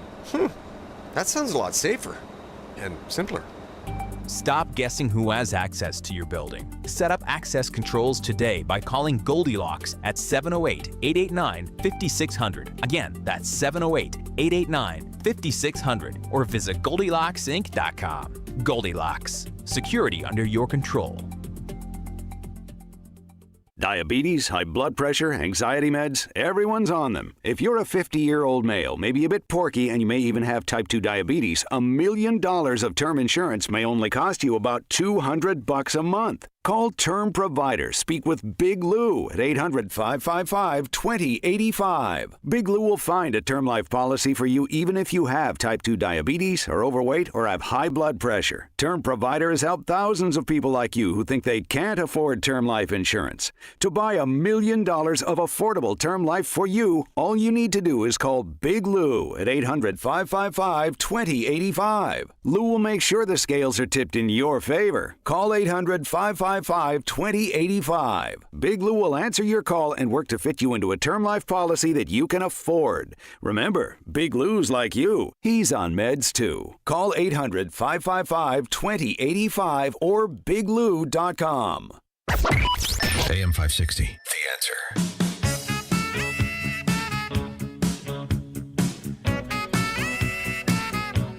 I mean, it's not the first time this happened, but it's just a terrible story. Crime against Gulf. Winghaven in St. Louis during a member event at Winghaven. A young man, I would think, it hasn't been disclosed, at least not that I've seen, who's a +2, so he's a stick. Played college golf at a junior college before having a cup of coffee at Eastern Illinois, he said. There's a hole-in-one pot at the member at Winghaven. The golfer in question had the first tee time of the day, found that out before the round. He tells the group before they tee off that his grandma has been having health issues and expecting a phone call he might have to take. On the third green, he tells the group he got the call from grandma or about grandma. So he's going to run up to the fourth tee box and tee off to keep up pace of play and meet the rest of them on 4 when he finishes the call. Fourth hole is a par 3. meets the group on the tee box, and they asked how his tee shot was. He said he thinned it a little, but didn't see where it landed. When they got up to the green, there was a divot on the green, and his ball was in the hole. So the celebration ensues, but no one witnessed the shot. I think you see where this is going. So they went to the superintendent, who went and viewed security cam footage from a maintenance shed that's near the fourth green. We live in the era of cameras. The footage showed this guy driving past the shed early in the morning, because remember, he knew he had the first tee time, toward the fourth green well before his tee time, so he knew he was going to be the first group to play for, and putting his ball in the hole.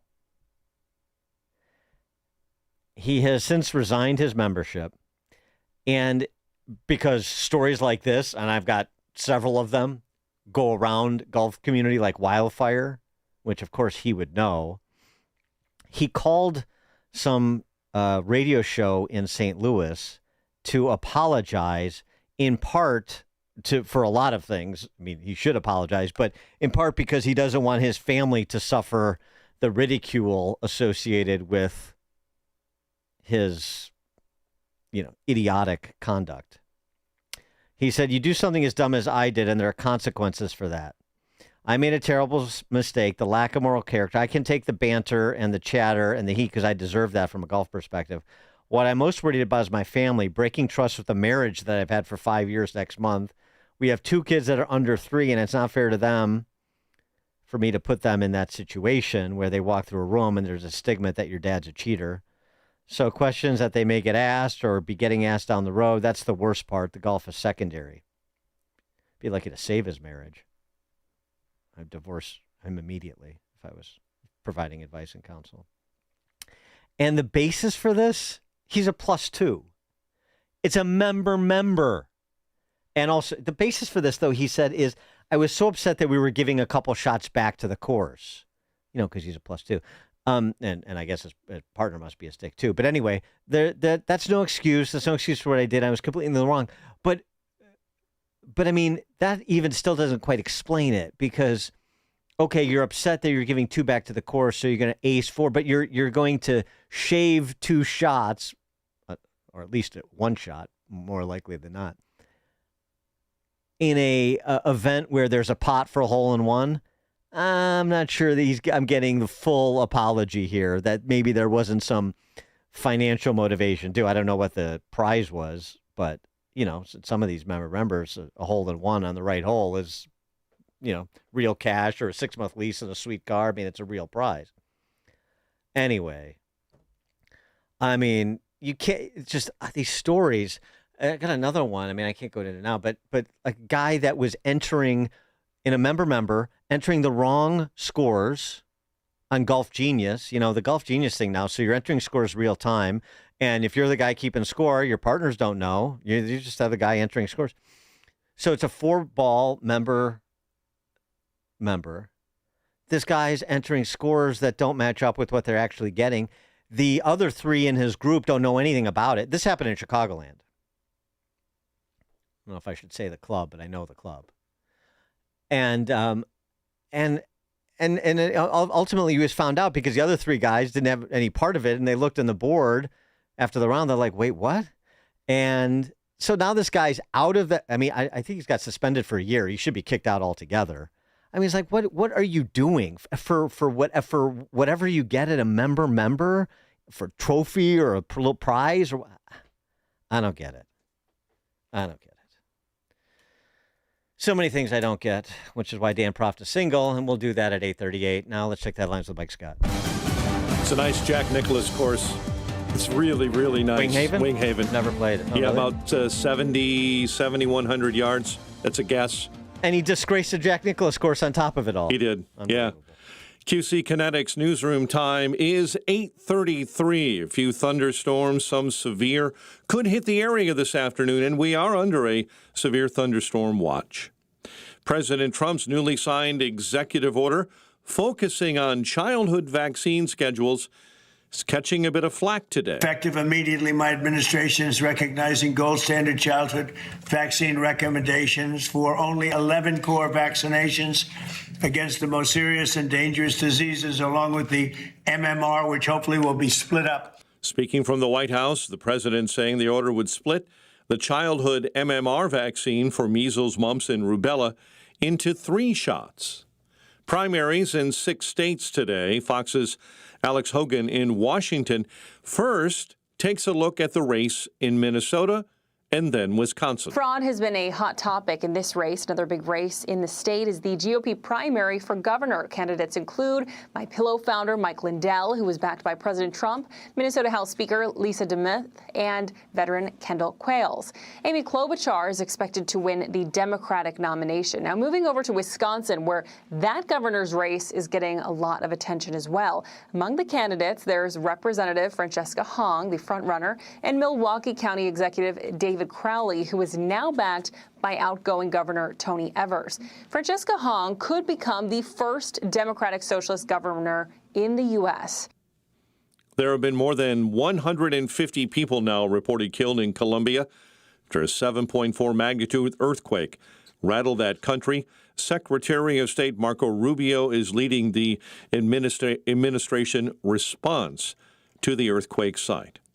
2 tornadoes touched down Sunday, according to the National Weather Service, in LaSalle County near Streator and Ransom. 2 are dead in a shooting on Chicago's South Side. Police tell us a man and woman were shot last night, leaving a business in the 200 block of West Pershing Road. There have been no arrests.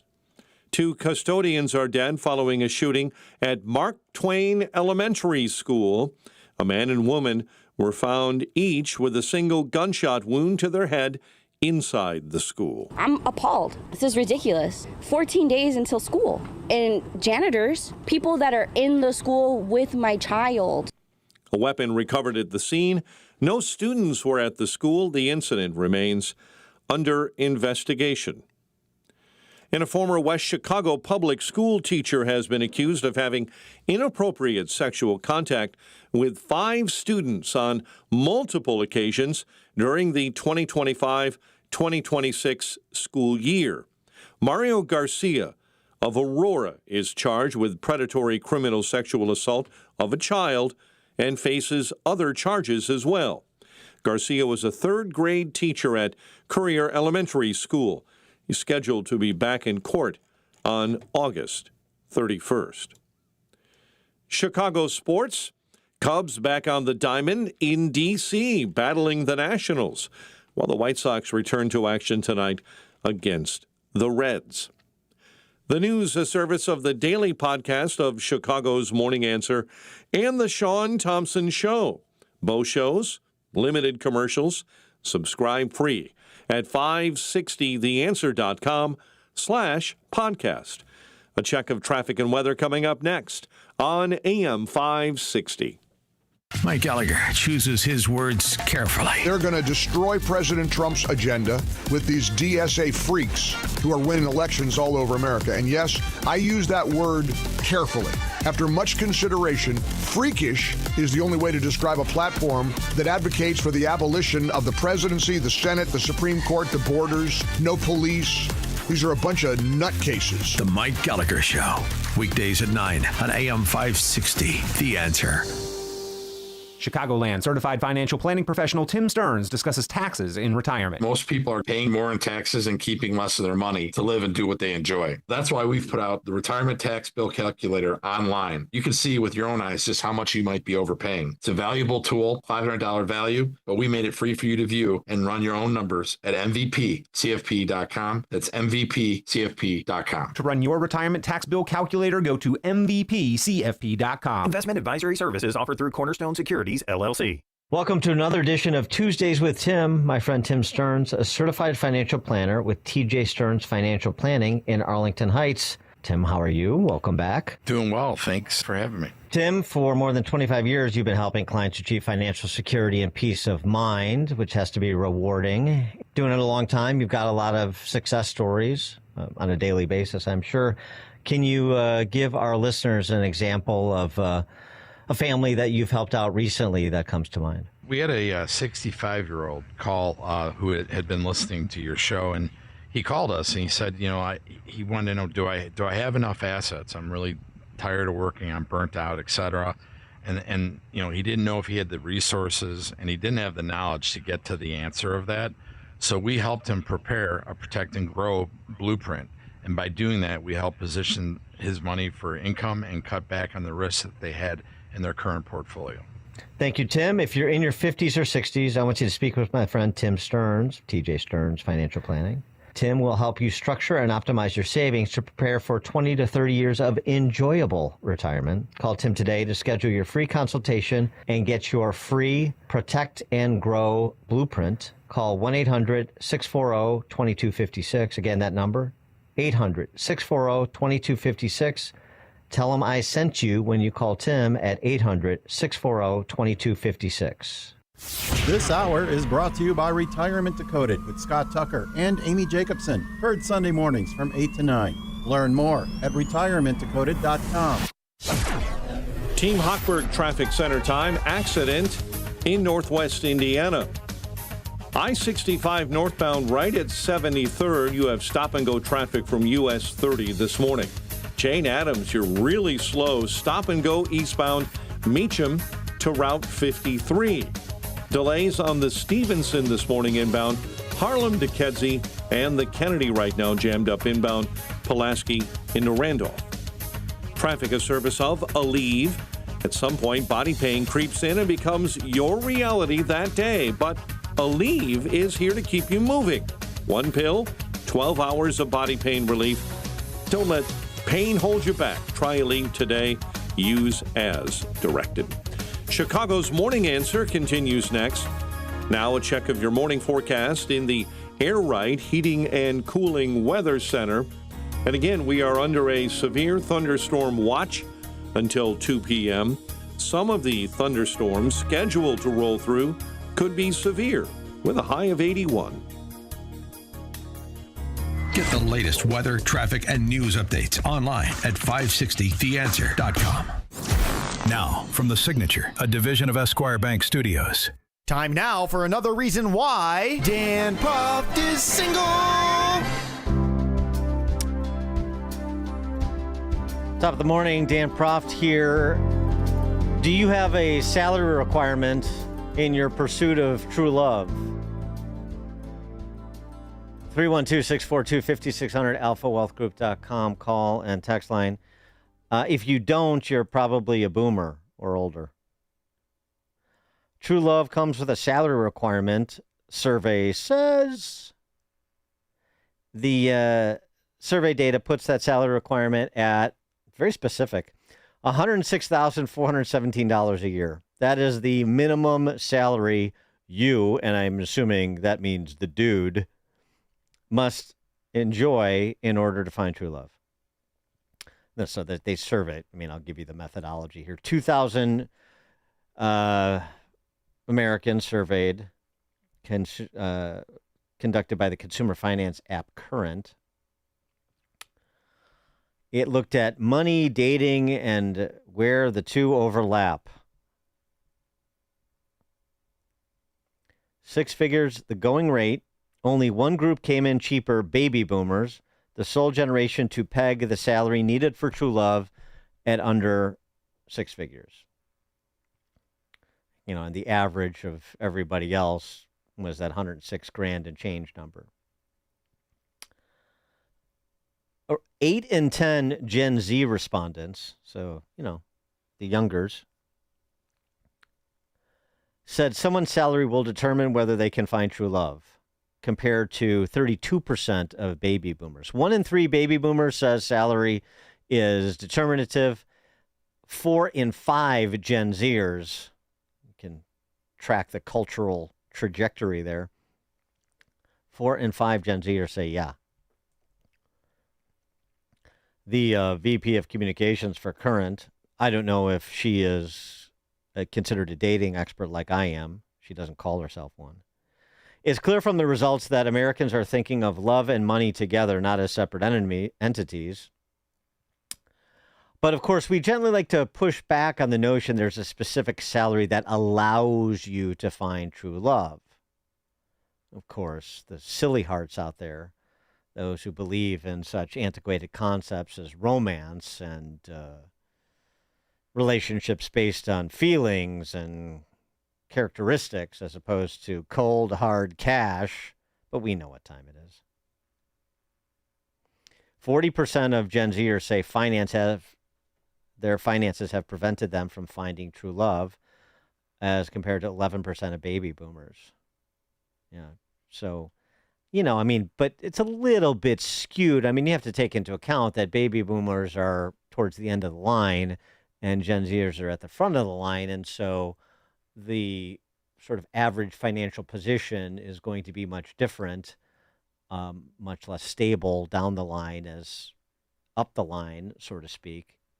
So that probably colors people's perspectives a little bit, and you have to feel like you feel like you have to go out and entertain. If you don't have a winning personality like me, you got to show people a good time.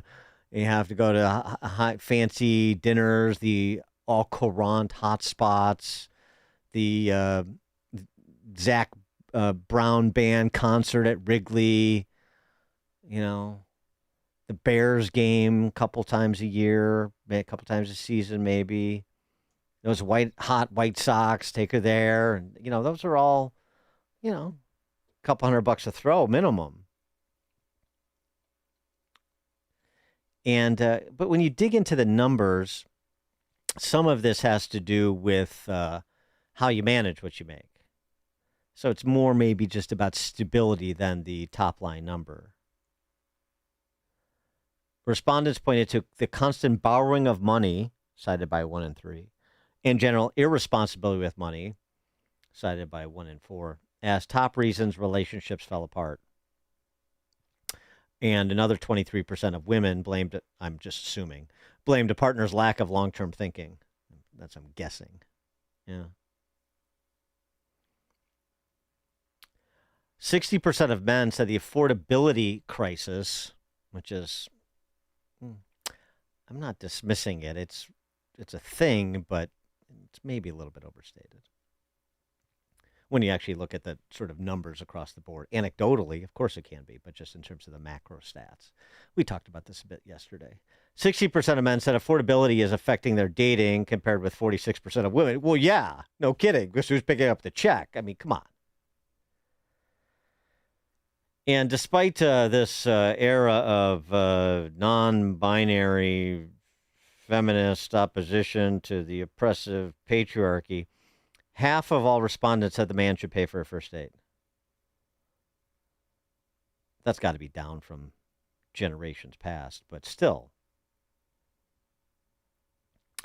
A view that's men held more often than women, though, surprisingly. Still, 4 in 10 women said, yeah, he's got to pick up the tab. It just continues to shrink the pool. 31% of respondents say they're going out on fewer dates in 2026 than in past years because of the cash crunch. 6 in 10 respondents said there's too much pressure on dating right now, and a big part of that pressure is financial. This is sort of the summary. 106 grand. 312-642-5600, alphawealthgroup.com. Call and text line. I know we've tackled this topic before, and got calls from people who said, I've been married for 40 years, never made six figures, and we've got a great marriage, and we're copacetic, and people on the other end of that, too, make a lot of money, and things fell apart. So it's, obviously it's one thing, but it's not everything. There could be other things. Like, for example, this missive from Concerned in Iowa to Dear Abby. This is the old Dear Abby, Abigail Van Buren, as compared to Abigail Schreier over at Free Press, sort of doing a knockoff. I've been with my boyfriend for 6 years. We're in our late 40s. We both work full time. For the past 6 months, he's had zero interest in showering daily. I see him do it on the weekend occasionally. He drives a semi locally and is home each night, so Showering shouldn't be a problem, ostensibly. How does one even bring up the matter? Should I be concerned? Do I dare raise the subject? If so, how? Maybe this shouldn't bother me, but it does. I can imagine the stench alone. I don't want to embarrass him or hurt his feelings. I just need your advice. Dear Abby's advice? Not everyone showers on a daily basis. Okay. Those are the people you don't want to be around. Any change in a partner's behavior deserves a mention because this is new behavior. So ask him why he's chosen to shower less often. If his hygiene needs improving, if he's not showering daily or weekends occasionally only, I can guarantee it does. If his hygiene needs improving for both your sakes, you can't avoid the subject. No kidding. You call that advice? Here's the advice. Listen, he's given up. He's just riding out the storm. He's just punching a clock. He's just marking days off a calendar. He's quit. He just wants to be left alone for whatever reason. I mean, could the hint be any stronger? You can literally smell it. It's news, opinion, insight. This is Chicago's Morning Answer on AM 560. The Answer. Hi, I'm Ken Mariotti, owner of Woodland Windows and Doors, a third-generation family-owned business since 1969. We know you're bombarded by choices when shopping for new windows or doors, so we're inviting you to experience the Woodland difference. For decades, we have been transforming living spaces with Marvin Windows, a fifth-generation family business. Marvin replacement windows have been known to increase the warmth of your cold rooms by 10 degrees. Think about that, 10 degrees warmer. When you welcome Woodland into your home, you will get a product expert to transform your living spaces, full-time, dedicated professional installers that you can trust in your home, along with the best products like Marvin. These are the reasons we're proud of our 5-star reviews and family legacy. No gimmicks, no pressure, and upfront pricing are why Woodland Windows and Doors is your trusted window and door expert in Chicagoland. Visit woodlandwindows.com to book your free in-home expert consultation. That's woodlandwindows.com, or stop by our showroom at the corner of Lake and Geary in Roselle. I remember sitting in the kitchen, heartbroken, overwhelmed, staring at costs and a list of decisions. I prayed for strength and reached out to Catholic Cemeteries of Chicago, only to hear that Mom had already pre-planned everything so my siblings and I would be protected. Because she planned ahead, we weren't pulled apart by heartbreaking decisions. Visit CatholicCemeteriesChicago.org or call 708-236-5400 to schedule a free consultation. Hey, y'all, I'm Willie Robertson. And I'm Corey Robertson. We partnered with Echo. It's a new platform, not just streaming. Movies and series that are safe for your family. Echo. I love a podcast. Plus, Echo Daily Devotionals. Echo. Hey, Willie, what is Echo? Echo is my pet squirrel. Okay, now, Echo is not just faith-friendly, it is faith-driven. Be a part of something better. Echo. Echo. It's where I want to be. That's EKKL.com. Subscribe now. Lanny went to college and racked up huge debt. A little bit over $100,000. For a degree he couldn't use? Now what? I had a friend that went to my computer career. They even helped him get hired immediately after graduation. One of the things I love about IT is that you can work from anywhere you want. You could become an IT pro in just months, including cybersecurity and the basics of AI with zero experience at mycomputercareer.edu. My Computer Career, an elite CompTIA certification partner. It worked for me, and I know it can work for you. This is one student's experience. Individual results vary. You've worked hard for everything you have. Your home, your investments, your real estate. When you're gone, someone has to manage it. Choosing the right trustee or executor is one of the most important decisions you'll make. We kept putting it off. We figured our oldest would handle everything. Then we thought, what if something happens to him? Or what if the kids can't agree? We've seen money tear families apart. We called Home State Bank, and I wish we'd done it sooner. Home State Bank serves as trustee or executor for families across Northern Illinois, stepping in as the professional, impartial manager of your estate so your family doesn't have to carry that burden. They don't take sides, and they'll carry out your wishes exactly as you intended. Take the first step today by calling 815-459-2000 to meet with a trust officer face-to-face. Again, that's 815-459-2000. Home State Bank. Hometown professionals working together to build a stronger community since 1915. Maybe you've thought about taking a cruise. Maybe you've even talked yourself out of it. But this is not just another vacation. This is the Gulf of America cruise. 7 days through the Caribbean with Mike Gallagher, Scott Jennings, Larry O'Connor, Jennifer Horn, and a ship full of people who love this country. No packing and unpacking, no complicated planning, just great destinations, meaningful conversations, and a once-in-a-generation celebration of America's 250th. This November, be there. Text CRUISE to 94878 to book your cabin today. This is Carol Platt-Liebau for townhall.com. New York City Mayor Zohran Mamdani recently announced the people who will advise him on his judicial appointments. Notably, not even one of the mayor's 18-person judicial advisory panel is Jewish. This is no small feat in a city where 1 in 8 residents is Jewish, and between 35 and 50% of the city bar is Jewish. In fact, the odds of this omission of a single Jew occurring by chance has been estimated at 0.4 of 1%. Alone, this exclusion would be disturbing, but it's part of a broader pattern.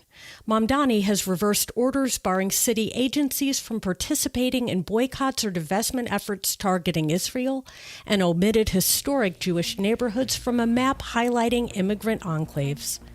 Anti-Semitism is the canary in the coal mine for a sick society. It's rearing its ugly head in New York City.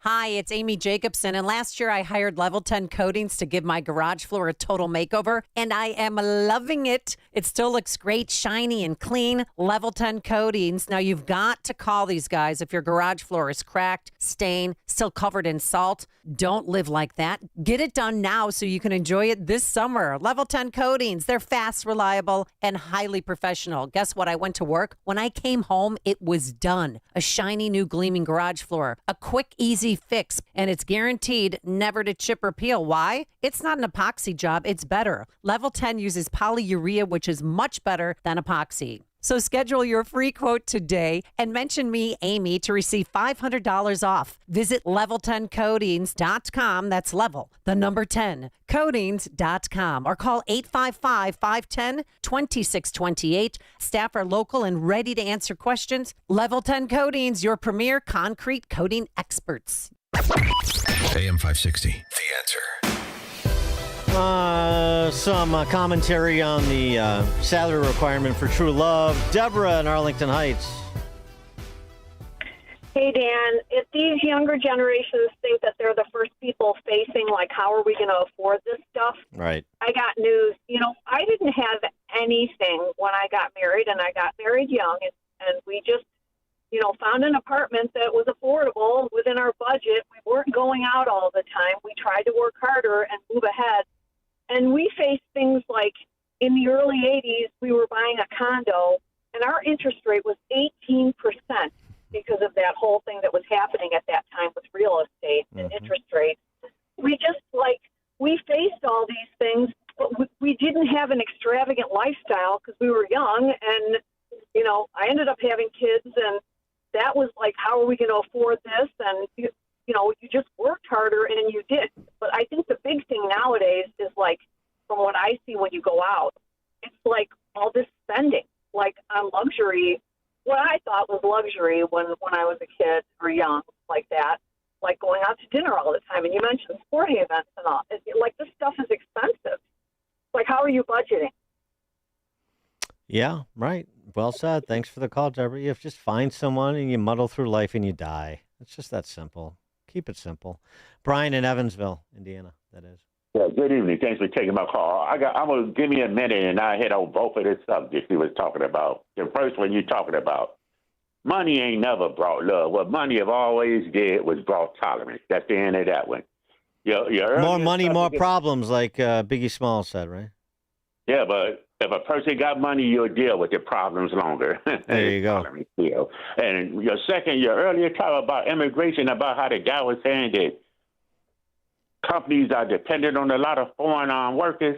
Well, immigrants, students are taking over the university in this country. That's where all this socialism is coming from, because a lot of these American kids are sitting next to kids who never had American values or grew up pledging allegiance to the United States of America.